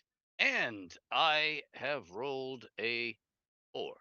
Where's the camera? There's the camera. So you'll punch through the fabric of his cloak and into his shoulder. He will again hiss and swing at you with a mighty backhand. Yes. Well, I'm into that. So That works out. Your armor class is not fantastic, Professor. And Yeah, so I he know. will connect with that mighty backhand, and you will find yourself sprawling out across the floor. He will say, "Fools, do you think you can destroy me with your trinkets? Me? Do you know how many men have come against me? I am the king of my kind. And so what do you want to do this round, Joel?" I will scramble up off the floor, draw the Bowie knife, and go after him. Because that's all Okay. I've got. Off the ground, Bowie knife at Dracula. Check. Yep. Or if he's close enough, stay down and try to stab him in the calf. Okay, If he's within reach while I'm down. gotcha. No, he's on the bounce. You're gonna need to get up to Okay. get at him. Lucy, aka Ellie. So first things first. One of the things when getting changed, I would have tried to do is I don't know how big that chair leg was. So would I have been able to like tuck it like width, like thickness, like You could have concealed it on your person if you'd want. okay. I will as this is happening, my action will be to stand and pull out the stake. Okay, but not attack with it Well, I'll try and see what happens. and see what happens. All right, fair enough. Eric? You still use 30-year-old mechanics, motherfucker. And then I'm gonna There's do our the one. spiked cognac at him. And that's your one. I'm trying to break the bottle of spiked cognac on his so you're not body. hurling it at him. You're using it as a blunt weapon. Okay, Yes. got it. All right, Rhiannon? So opening or pulling out the crucifix to be outside of my clothes, and then holding up the garlic necklace. Yeah. Okay. Wolf's Bane. And Randy? I'll start reciting the principles of humanism. No, I don't know. I will retrace my steps. I will see that Ed slash Van Helsing. Van Helsing has appeared with weapons out of the back room. I am standing there weaponless, so I will make a beeline for weapons to see if there are more weapons, I guess. Okay, so crashing out of this room to go see what you can do to arm yourself. You Yeah, don't need to and the roll party. initiative. You don't need to roll initiative, Rhiannon, because you're not taking an offensive action. You're just preparing your own defense. Yeah. Everybody else. Oh, Ed, what are you doing? Sprawled on the ground. I yell to everybody, "My bag! Get everything from my bag!" Okay. Oh, And you'll hear, and then I'm like, like that. fair enough. And yeah, Do you want to try to get up from the ground? I try to roll away Fair enough. from the where the count is. Like I'm moving away as fast as I can. So as not to continue to be in combat with him. Yes. Understood. Initiative. D10. Ken, What remember is the speed factor of a bottle of spiked cognac? your speed factor, which is 3. Randy and Rhiannon, remember you don't need to roll this. Yep. I rolled a 2. I rolled a 7. I got a 5 total. I got an 8. I do have one line that I want to say before anything else happens, and that is, no king rules forever. Not even you. Yeah, I got an 8. And Go I with also your- got an 8. Okay, and Randy, you didn't need to roll. And Ed, you got a 7, right? Yep. Okay. So your friend here goes first. He will start by speaking right after you mention the bag, Ed, and he'll say, You're a wise man, Professor, for one who has not yet lived a single lifetime. And he will come stalking in on you, Eric. Again, Great. looking Great. to swat you with his hand. Uh-huh. He will connect with you. Uh-huh. Please roll 20-sided die. Great.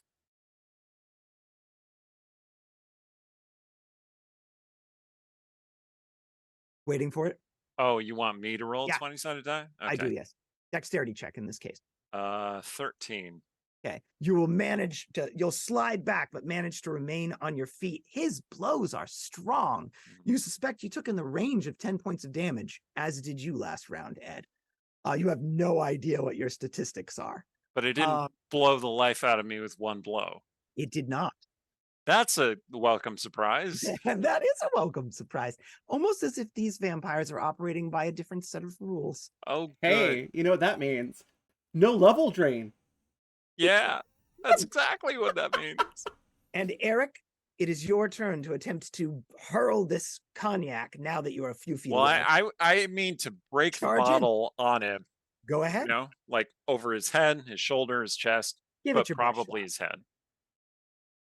I rolled an 8. Okay. You will swing and he will deftly move out of the way. That brings us to, I believe, Joel. No, Ed. Yes. It is your turn, Ed. Okay. Well, so I throw all the silver caltrops across the room in a cloud at him. So just hurling it in his general direction. A Please whole roll, cloud of silver caltrops. please roll this 20-sided die. A which? A 20? 20, yes. Very good. A 20. Here we go. And it comes up a big 14. Big 14. He will dodge the worst of it, but it'll clatter to the ground around him. He will again hiss in your general direction. You'll notice when he's hissing that his eyes have gone over to red, and now he has fangs. Fangs a lot. Okay, so foreplay, definitely. Okay. Go ahead. I decide I would rather be at a more desirable address, but there's work here to be done. Indeed. Question on Reasonable, life choices. understandingly so. Yeah. So, Allie, Yes. did you want to try to attack? I will try to attack. Could you roll a 20-sided die for me? Yes. I only got a 7.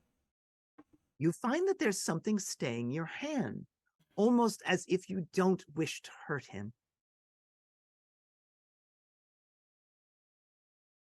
And that will be visible. There is clear conflict happening for You're like- dear old Lucy. I'm like, because I lift it and I start to go, and I just. It appears as though Lucy is struggling with divided loyalties. Randy and Joel, it's you next. Well, Joel, then Randy. I will stick. I will stick with my original plan. Okay, Right. which was? Stand up and knife him. All right, Bowie stand knife. up and knife him to the best of your ability. And I rolled a 3. So You'll stand up, but you won't successfully knife him. You will swing at him, almost stepping on some silvered caltrops that are covering the area that he's standing in. Careful, each of those is a D4. Literally, a D4. He's hedged out a bit by the fact that he has limited mobility. So you're sort of like backing him away from the rest of the group because he's trying to avoid the silvered caltrops and your knife. And then that brings us to Randy and Rhiannon if they have anything that they want to do. So Randy, you stopped. You ran over in the direction of the professor's bag. Yeah, I will reach into Van Helsing's vampire killing bag of fun and pull out. What do I grab? I was reaching in desperately and grab, and what do I pull out? Roll a 6-sided die for me.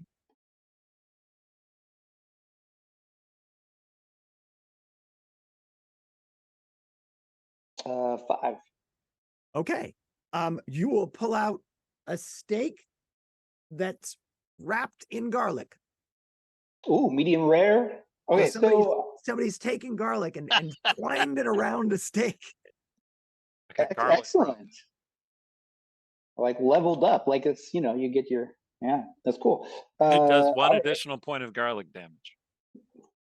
Garlic doesn't damage, it enhances. I God will, damage. Depends if you're kissing afterward or not. Anyway, Do you wish to go charging in, or are you content with having produced that from the bag? I'll charge in at Dracula. I mean, All right, I bet you never thought you were going to say that. Roll a 20-sided die for me. pizza one, the spiciest steak. 20-sided? Yes. All right, let's do it. A 9. All right, you will go charging in at Dracula, and deft bastard, he'll again sidestep you, moving again further away from the center of the room. You and Joel are now enmeshed in combat with him. Okay. Okay, and Rhiannon. Well, so I'm weighing because I want to sort of come at him with the garlic and the crucifix to sort of like herd him somewhere. I don't know, flanking bonus. Mhm. And so the question is whether I try to like keep him from going back from the other two, or if I sort of join in with them and try to get him up against a wall. It sounded like he was fairly towards the center of the room, though. So He was being pushed away from the center of the room towards the entrance from the main hall to this room. You're sort of hedging him out of the dining room. Well, they are through their combat and their tossing of caltrops. I'm gonna try to cut off his escape then. So try to move around behind him. Yeah. Could you roll a 20-sided die for me? It hurts when someone cuts off your escape. ow! I needed that. 7. Yeah. Dice don't like us. Okay. Oh, So in this case, that was a good thing because you're rolling a dexterity check. Oh, okay. And so Aha. you will, while he's enmeshed in this battle, slip around behind him. What are you carrying again? The garlic necklace and wearing the crucifix. Okay, So so I'm it's not out, but trying you're not to. presenting it. No, well, actually, while I'm moving behind him, I am not brandishing it. It's just by my side. Gotcha. Okay, so you will. How close to him do you wish to be? Not in. Well, he's fast, He is Oh. quite fast. so I have no idea. So like farther back than he can currently reach, which is So maybe 8 feet meaningless. or but- something like that, just so you're not immediately in his grasp. Yeah. As you move around him, you'll note that it takes him a moment, but he follows the fact that you're moving around behind him, and he smiles almost as if he's impressed with the courage that you're displaying here. Okay? So it is about to be the beginning of a new round of combat.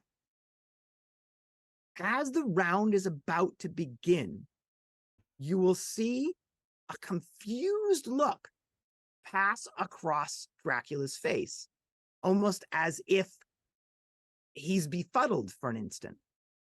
And then a different voice will exit his mouth, not with a Transylvanian accent, but rather instead a befuddled looking Dracula calling out in English, looking around at all of you, menacing him, saying, wait, it's me. Stop. What do you want to do, Joel? Do I recognize the voice? Yes, actually, Is it yours? the voice of your dungeon master. Stop. Kill him! No.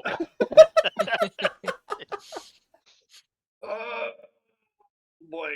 that's That supposed to make us complicates things. less likely to attack. Okay. I think I try to tackle him down onto the caltrops. Nice. I knew those caltrops Probably would won't come. kill him. Okay, so attempt Probably to hurt a tackle lot, him but- down Probably hurt a onto lot, the but probably caltrops. not lethal. Okay. So that's you, Allie. I'm very confused. Reasonable under the circumstance. Like, I don't know that I would be able because I was still struggling with that. I don't know if that changes anything. If it does, do you want to do something? Yeah, I don't necessarily know that Quincy is going to try to tackle him, so I will try to I'll hesitate, but then I'll try to come at him with the stake again. Lunge in and attack. Yes. Here.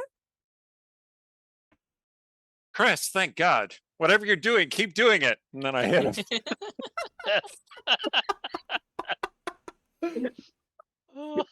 Hit him with the bottle of. Gotcha. Bottle of spiked cognac. Yeah.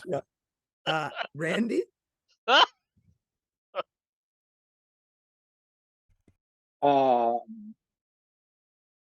wow.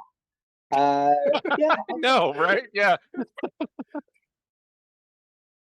I'll say, well, I trust you wouldn't have done something you couldn't get out of, Chris, and I'll go for the heart with the steak, garlic covered steak. Merciless. They're merciless. Ed. I'm a fan of merciless. Okay, so now that I'm across the room, Mhm. with one hand I pull things aside so the crucifix is visible, and I go straight from my bag to get more stuff. Okay. Finally, Rhiannon.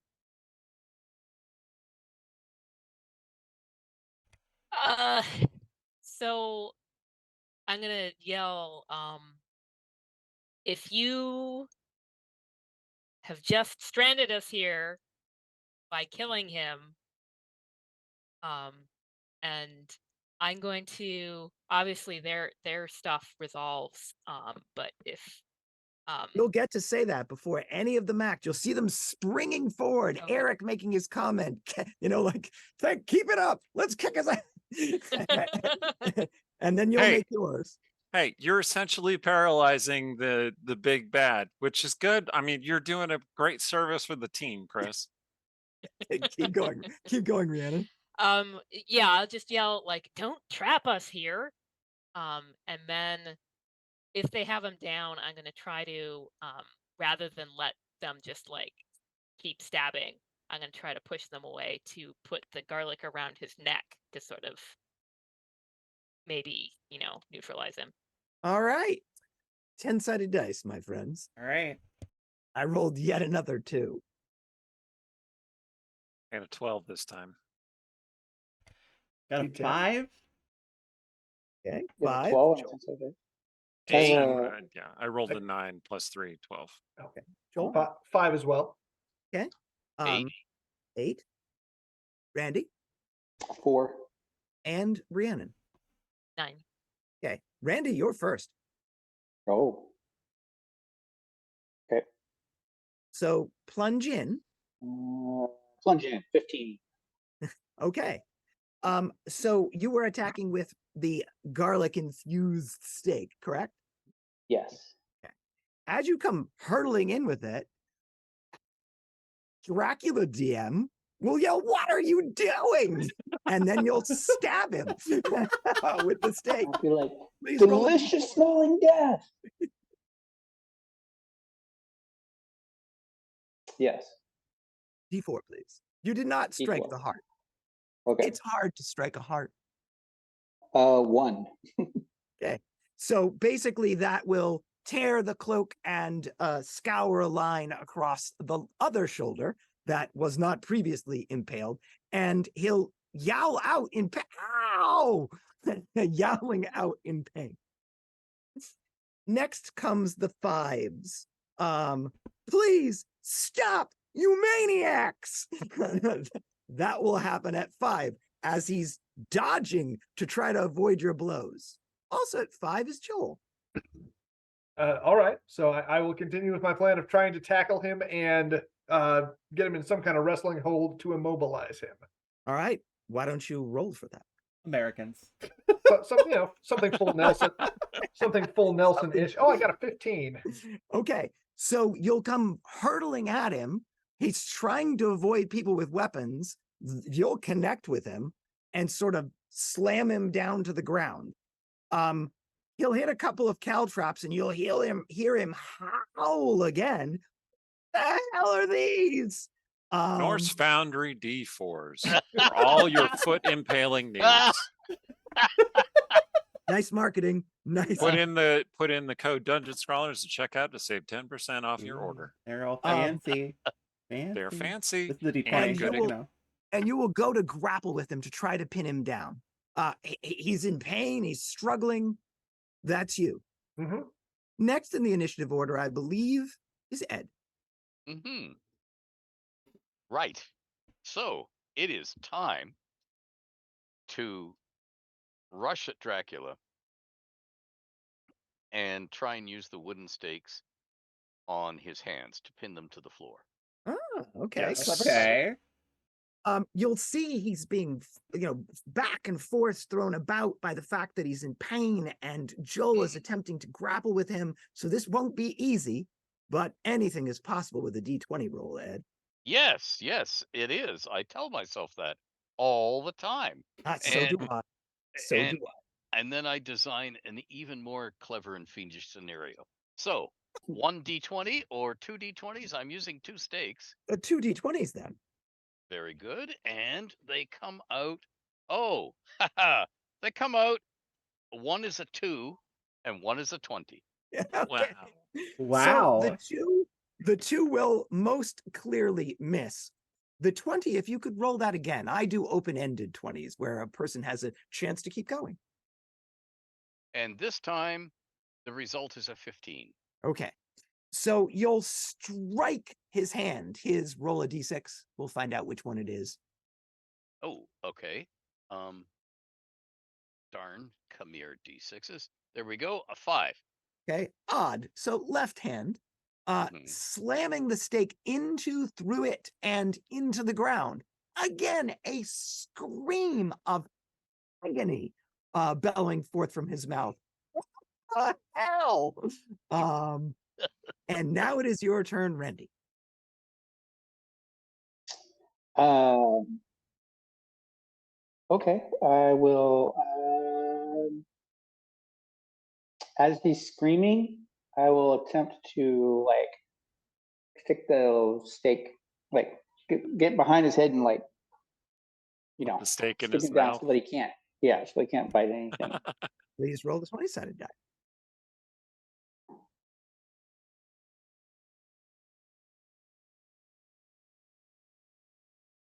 A 13.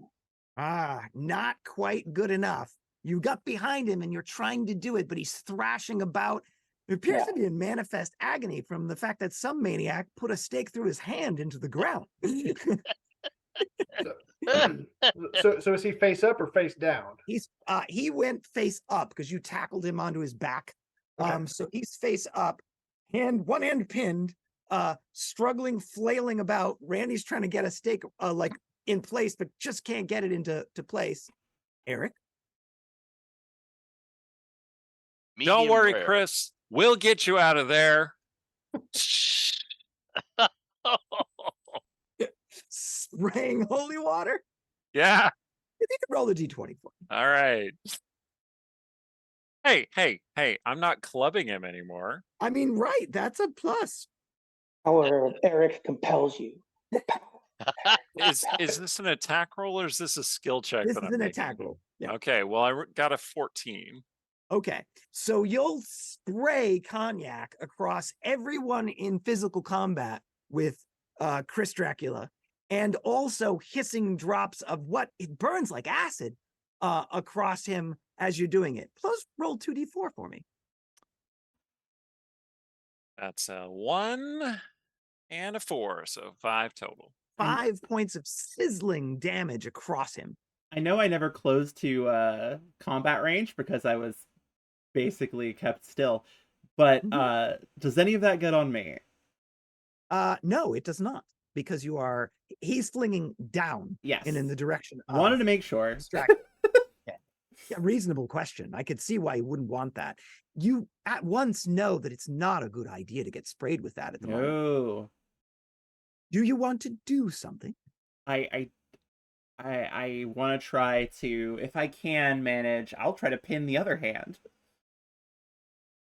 You realize that they're ganging up on him, and you have a certain degree of compassion for that situation. This is your dungeon master and somehow a friend. So but kill you him can gently. certainly attempt to pin that other hand. Please roll the 20-sided die. All right.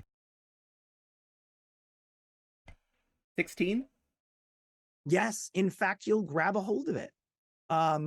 His skin is warm to you to the touch. It tingles.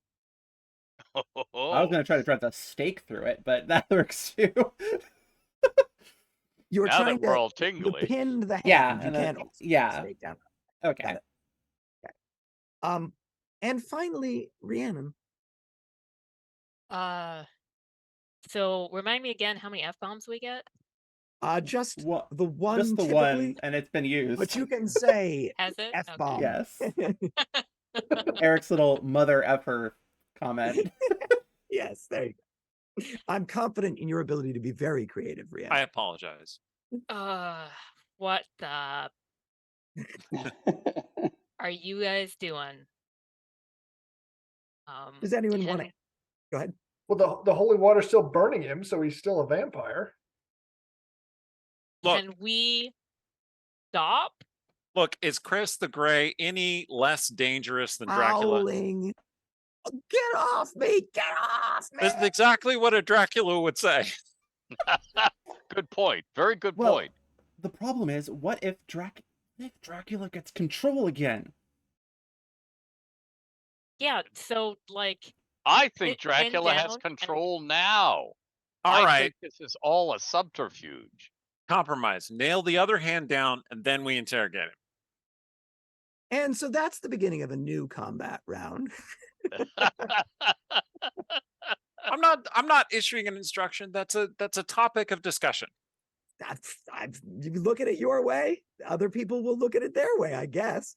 No, I So mean that's what I say. I'll start with that is what you say. I can believe that. Yeah. I'll start with you, Randy. What do you want to do this round?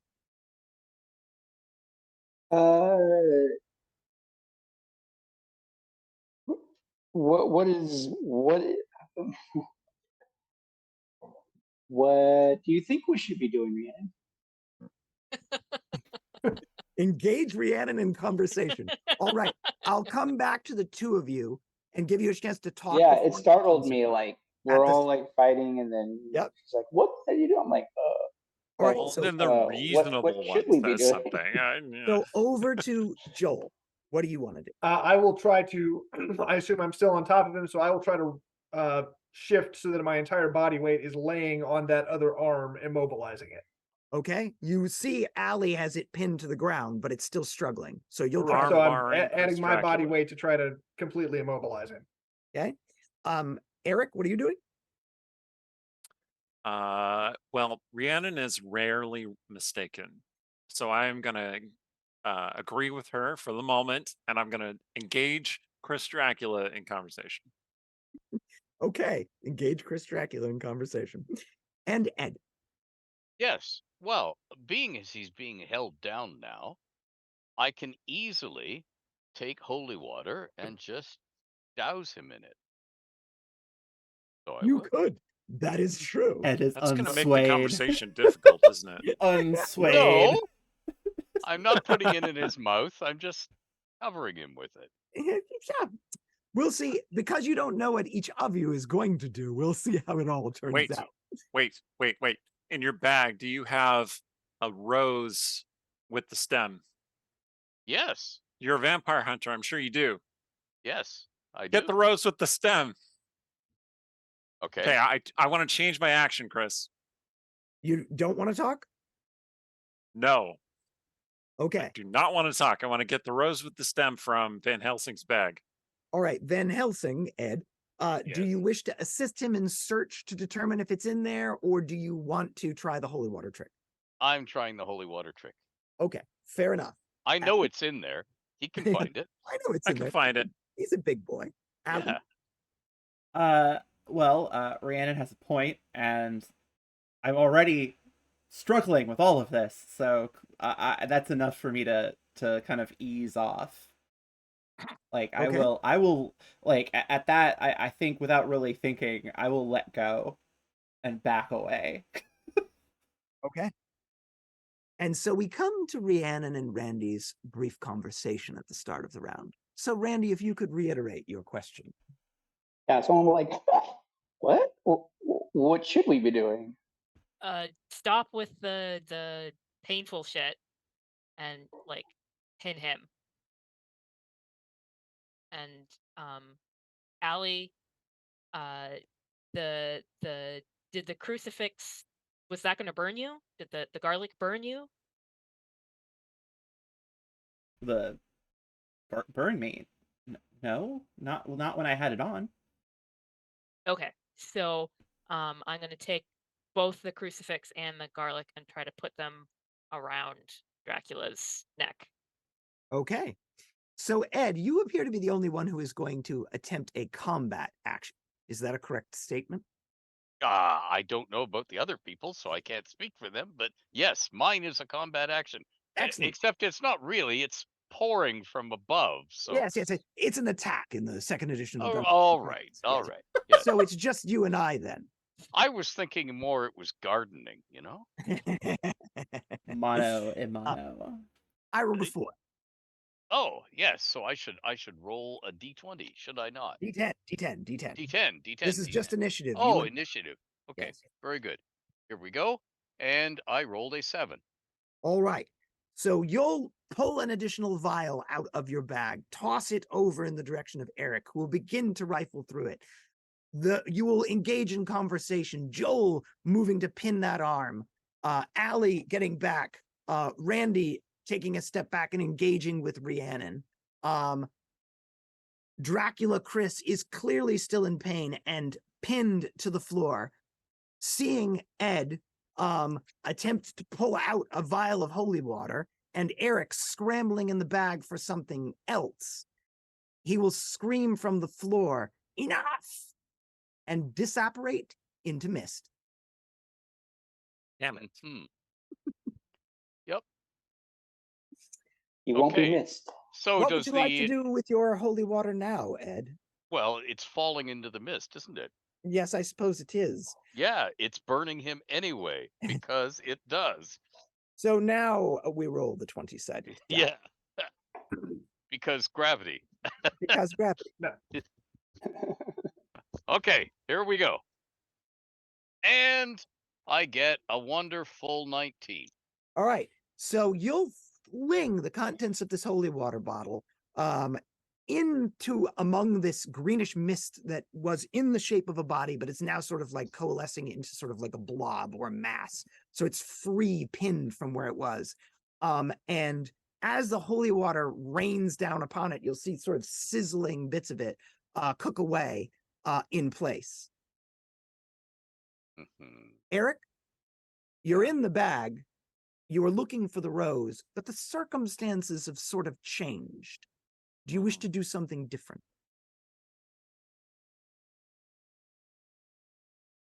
Okay, let's talk.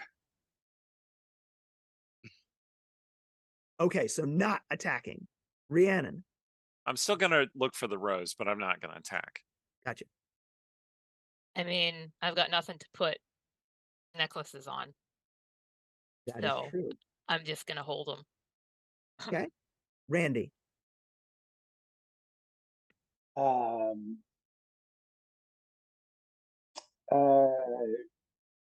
will go rummaging through Van Helsing's bag and see if there's anything interesting for like restraining a vampire. Gotcha. Joel. Okay, so question. Did I lose my grapple on him when he disapparated? Because in the book, Renfield grappled him even in mist form. You lost Not your here? grip on, you Okay. lost your grip on him when you disapparated. Dang it. Okay, in that case, I am also scrambling for the bag, looking for holy water, though not, yes, holy water or something else to be a weapon. So a few people grasping for that bag, and Allie. I'm going to stand near Rhiannon and like, I guess I'll just Chris, if that's you in there, we can talk. I Okay. think everyone's calming down. Hopefully, calm down. Like, Calm down, everyone. This Ed, is are the you same. calming down or not? Oh, I'm always calm because I am a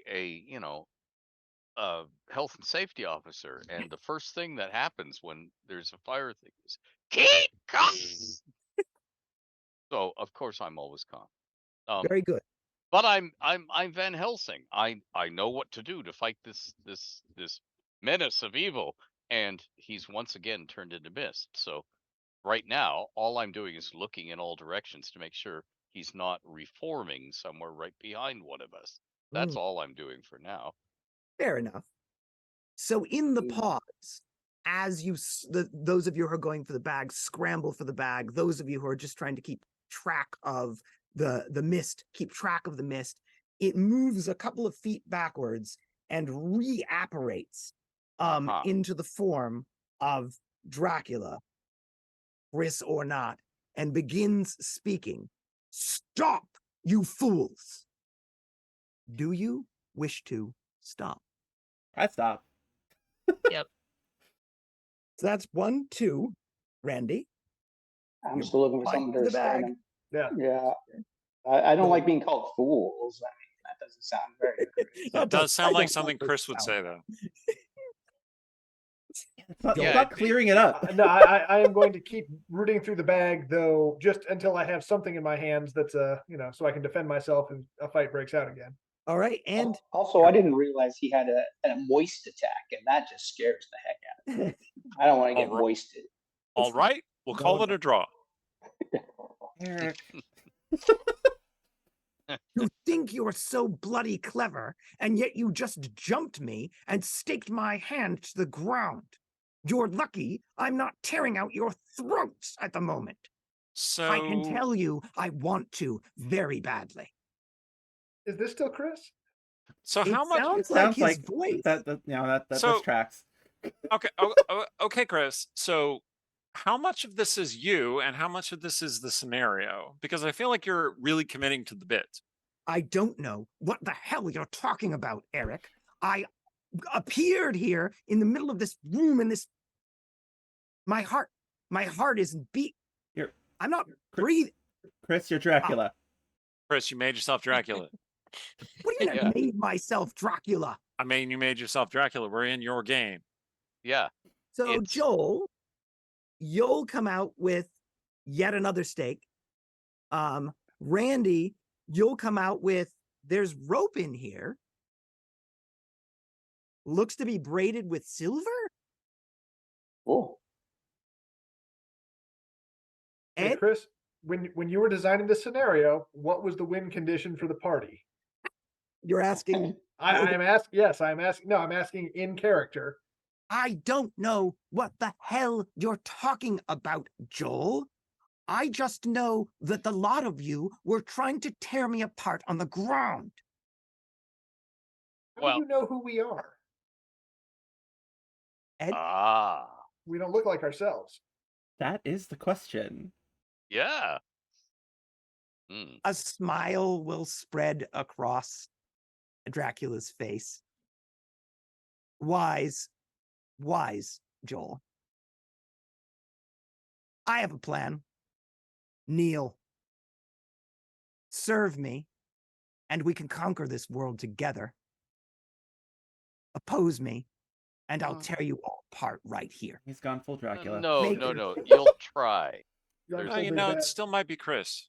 No. I'm agreeing with you. I'm just saying Chris has gone full Dracula. Yeah. Allie, you know what to do. You are with me. I will keep you young and beautiful forever. If you allow them to kill me before you turn, you'll die. Tear them apart. That's not how it works. That's not how it I didn't works. realize you were the blood sucking kind of attorney. All attorneys. All attorneys are the blood-sucking gun. All right. So what do you want to do this round, Joel? I think we're back in combat. I just want to remind everybody we're supposed to be wrapping by 9 o'clock, and that's Yeah. 6 minutes from now. So So he's going to tear us apart, is what you're saying. It's going to go quickly one way or the other. So I think we're back into going at him with the stake. Well, no, wait a minute. I eschewed the new weapons when grabbing things earlier. You did. That is correct. But there's nothing to say that there isn't a Gatling gun full of silver bullets in there or anything else that would fit. Not in your bag, I'm afraid. Oh, come on. It's a big bag. Now, there were some guns in that room. Yeah. There's no saying what they might not have been loaded with. If you would like to scamper back there and acquire one. No. We're all friends here. Dracula is, a nice guy. He's just misunderstood. He's going to do some community service, and the bar association will call him back, and it'll all be okay. I know how these things work because the judges were lawyers once too. So we kill him. Attacking with what, Ed, in your case? Well, in my case, I still have these 2 wooden stakes. You do. So bonsai! Because we've only got 6 minutes left. So Bring it on. It's Halloween. Let's You've go got down. a few more if we need to take them. Go ahead. Yes, yeah. Randy? And the bag has plenty more. Minutes, not stakes, but yes. Yeah. Randy? Oh, I don't know. Tears for Fears did say everybody wants to rule the world, but And they were right, Randy, and they were right. I don't want to rule the world. I've No, seen I- too much of it. yeah. I don't think though that I want to be a thrall, so I think I'll have to side with this killing you. Sorry, buddy. I got to do what you got to do. Maybe if you guys had led with negotiation instead of all the torture, who knows? No. No. No. No. No. Besides, they're Americans. It We is just their look way. British. What is this negotiation you speak of? It's always done at gunpoint. So, Rhiannon?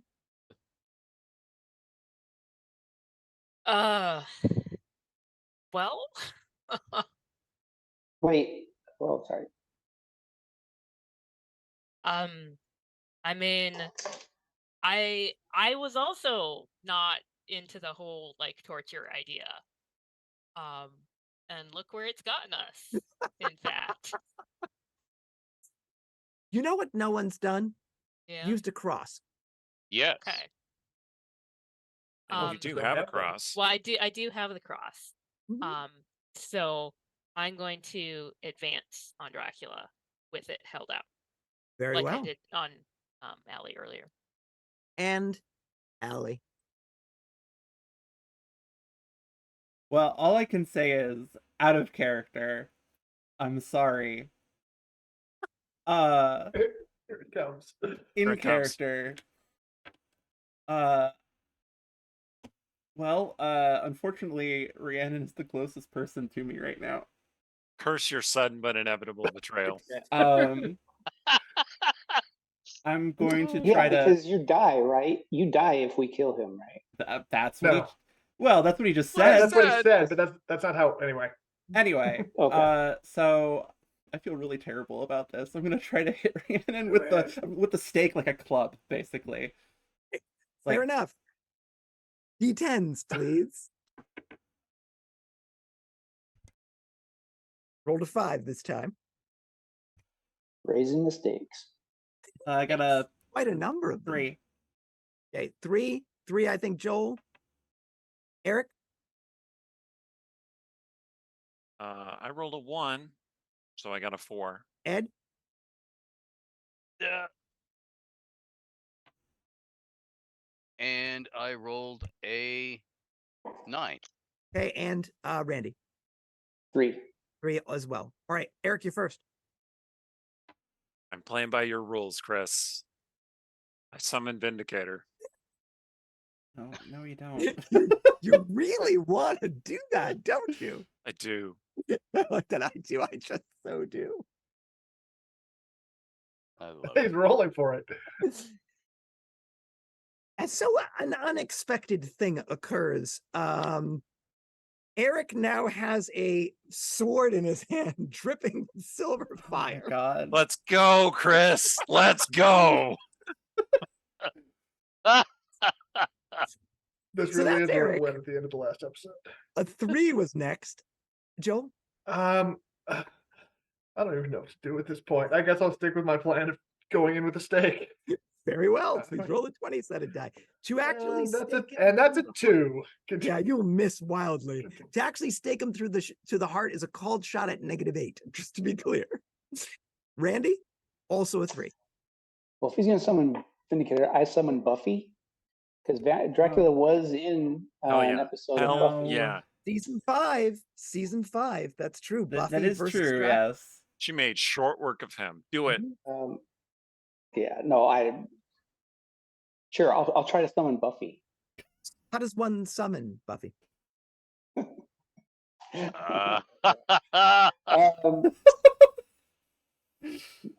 I will. Well, you go to Netflix.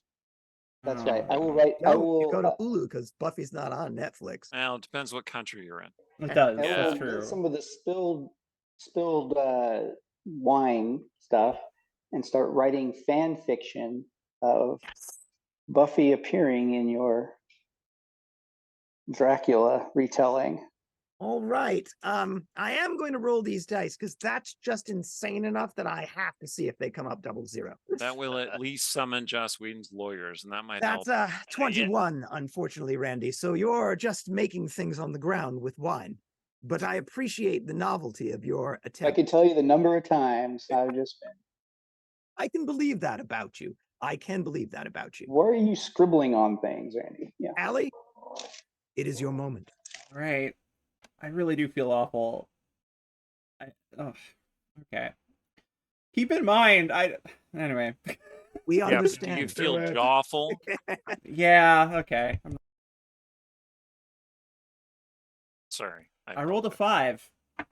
All right. So, surprising you, Rhiannon, comes Allie dodging at you with a stake as she sees you closing on her master with a cross. Do you wish to turn that in her direction? Okay. Yep.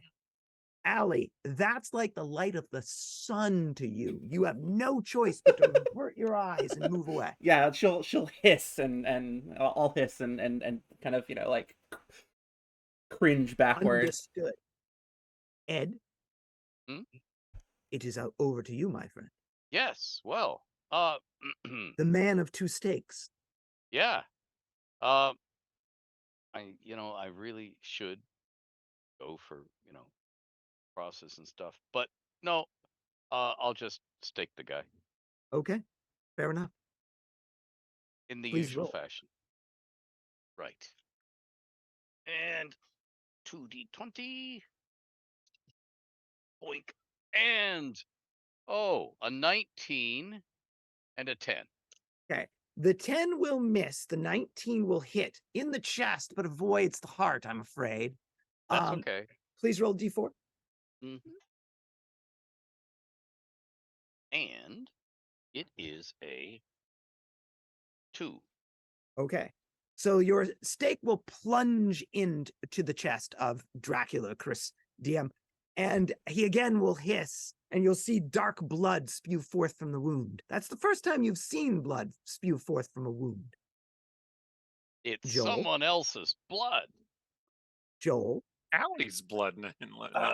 Well, since I've had so little luck with the stake, can I go back to the bag and try to dig out a crucifix? You can go back. I would like to do that because I All am right. garbage with the stakes apparently. And Rhiannon.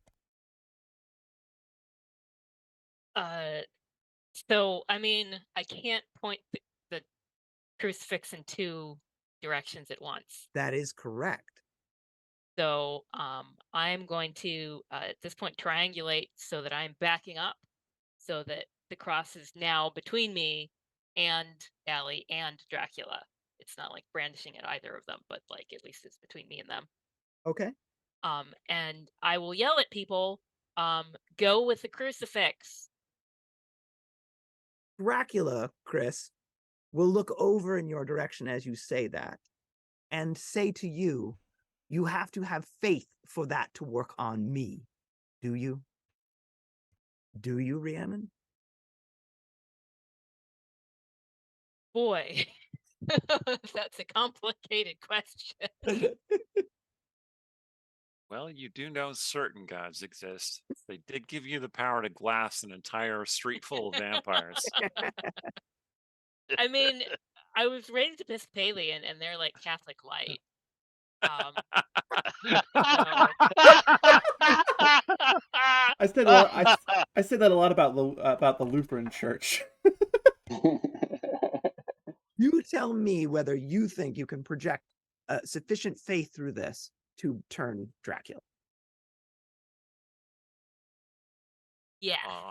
And yeah. if you call me on it, I will have a sort of semantics defense. But All right, I'm prepared to not call you on it because you have a semantics defense, and Lord knows we don't need to hear that, so we're good to go. We don't have the time.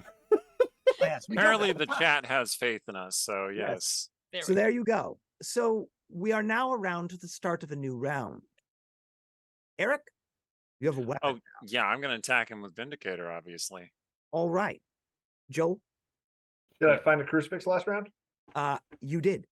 All right. I will also present it to Dracula, moving off to the side. I have faith that it will work in this melee. Okay. Ed? We'll see if that counts. Okay, where am I as a result of the staking? You're in close combat with Chris Dracula. Okay, so no more than a couple of feet away. I'll just take the crucifix and push it into his face. All right, so again, attempting to present the cross. Yes. Okay. Randy? So what is Allie's situation? Allie is cowering away towards the corner of the room, the cross having turned her. Yeah, Rhiannon turned her. Okay. I wish I knew where my fake fangs were. On death is all fun and games until somebody pulls out a cross and turns you. Right? Rude. I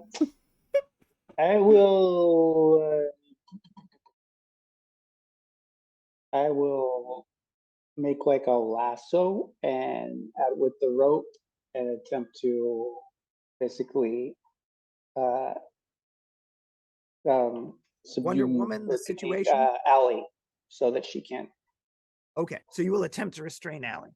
restrain Allie. Yeah, All that's what I right. was looking for. At the top While of the reciting the principles of humanism.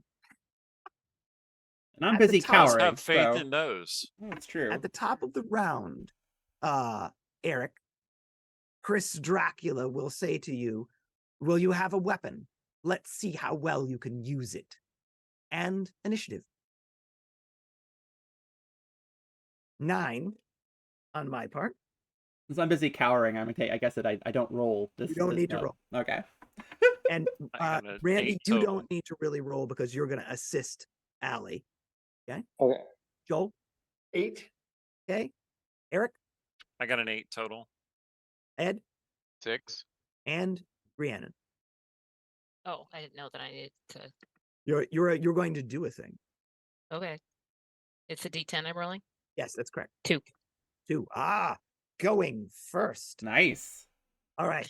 So not reciting your stoic vows, but nevertheless brandishing forth the cross. You'll see at first amusement and then fear go across the Dracula Chris's face.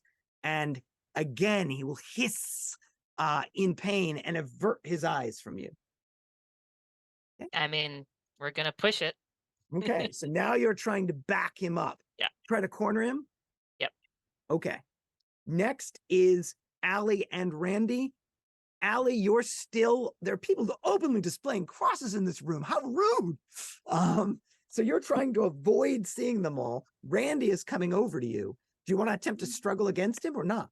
I think in the moment, yes. Okay, so please roll a 20-sided die. All right. And that's a 3. All right. Allie is attempting to push you away, Randy, but can't really see you because she's trying to stay away from all of those crosses being brandished in here. Yeah. Roll a 20-sided die to see if you can get the rope around her. I mean, I'm kind of torn because I really sympathize with that, like, trying to get away from all the crosses, but at the same time. Mood. In London was terrible for that. So You said 20-sided? I did. All right. It is a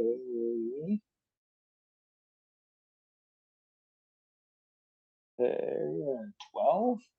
All right. So you'll connect with Allie and get the rope half around her, but you're struggling to complete that loop. Okay. All right. Over to Ed.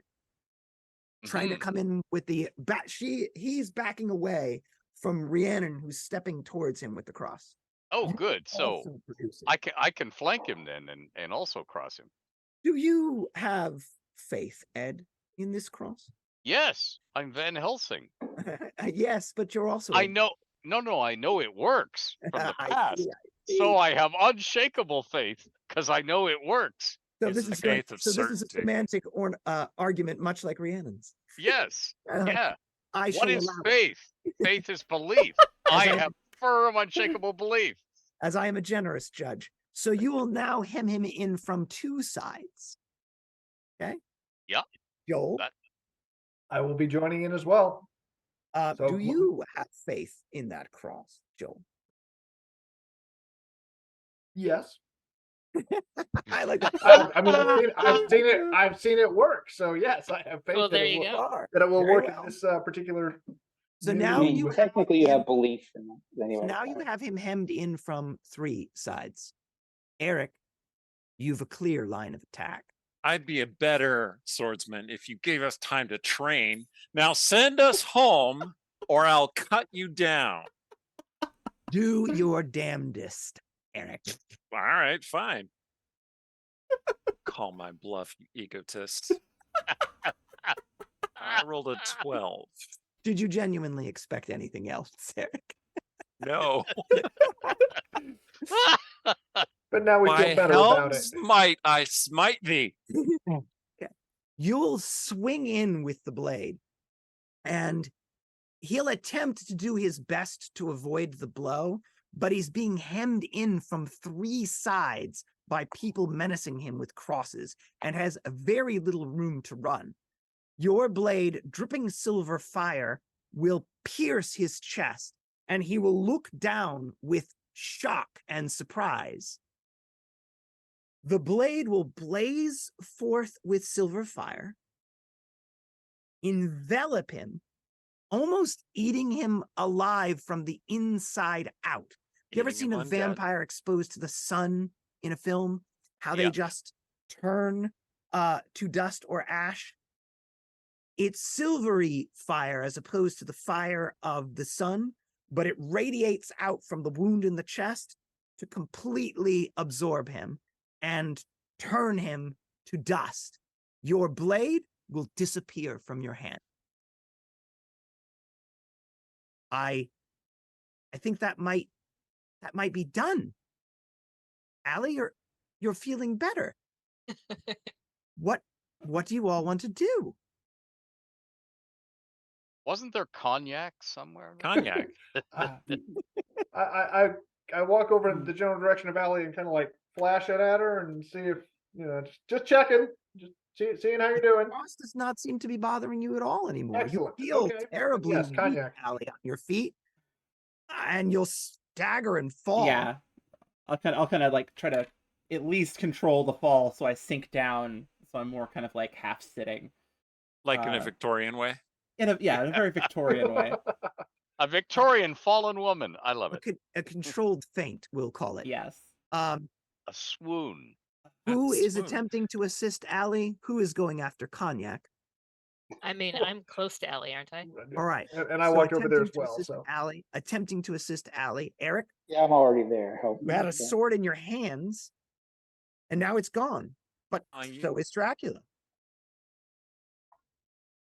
I whisper a quick prayer to Helm, and then I go to the generous wine cellar. And Randy, you're also attempting to assist Allie? Yeah, I mean, I was already putting a rope around her, so I guess I'd be like, "Oh, sorry, you seem better. Let me take this rope off of you." And Ed, you were headed with Eric towards the generous wine cellar. Well, I was headed, but now I'm looking everywhere for Dracula. All right. You'll look around the room, not convinced that this is as easy as all of that. Yes, exactly. Call Eric, that easy. You'll head in the direction of a wine cellar. Allie, you'll look up at the three people that are moving to assist you. The three people that are moving to assist Allie will notice that Allie looks up at you and then for a moment is confused. I don't think that's Allie anymore. Uh-oh. Wait, Rhiannon, you just faded into darkness. Randy, you just did the same. Joel, you're seeing people's confused looks all about you. You've just faded out. Eric, you hear people calling out in very effective accents behind you. Before you, 1872. before you too fade out.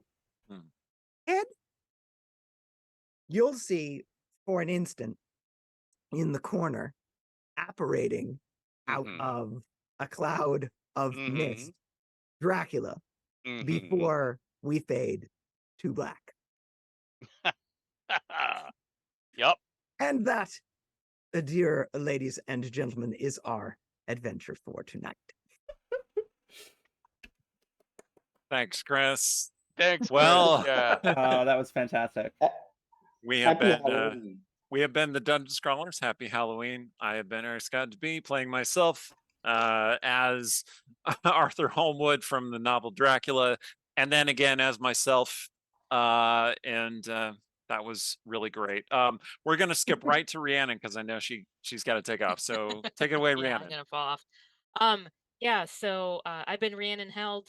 Check out my books, Silver Series under Rhiannon Held, Space Opera novellas under RZ Held.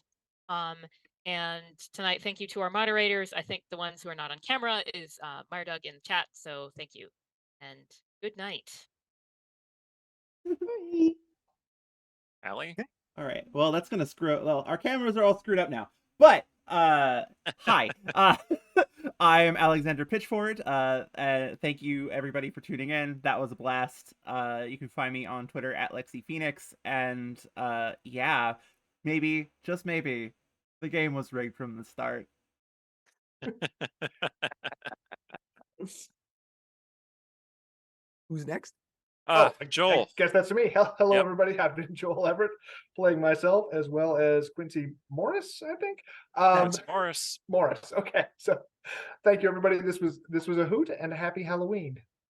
Over to you, Randy. This is Randy, shockingly playing the Victorian cleric of the party. Yeah, it's true. It's true. Oh my god. And yes, I hope you all have a wonderfully festive Halloween season, or as it's known, the start of Christmas. So, just kidding. Boo. And our wonderful guest. Hey, thank you for having me. This was fun. Yeah, I'm Ed Greenwood. I created the Realms long ago. If you want to hear more about the Realms, drop on by my channel, or if you're on Discord, drop by Greenwood's Grotto, where you can ask me endless Realms lore questions, and I may even answer them. Thank you. Also, subscribe to Ed's Patreon. He's constantly dropping lore all over the place. Yes, and Ed, take a moment to tell us about your Patreon. Oh, yes. Yes, I'm Ed Greenwood on Patreon, and what I've been doing so far is doing little essays on everything about the realms that people ask me about. And all the videos you see on YouTube and so on, I've put the transcripts on the Patreon as well. So anything you want to know about the realms, I am churning out all the stuff that I had to keep quiet about that I now can speak about. as NDAs expire or as stuff like that. So if you want to know anything weird about the realms, I'm actually getting a chance to do some deep dives into characters, NPCs that we haven't, for years. Ta-da! There you go. It was amazing. Excellent. Take Thank you. advantage of that opportunity. I would agree.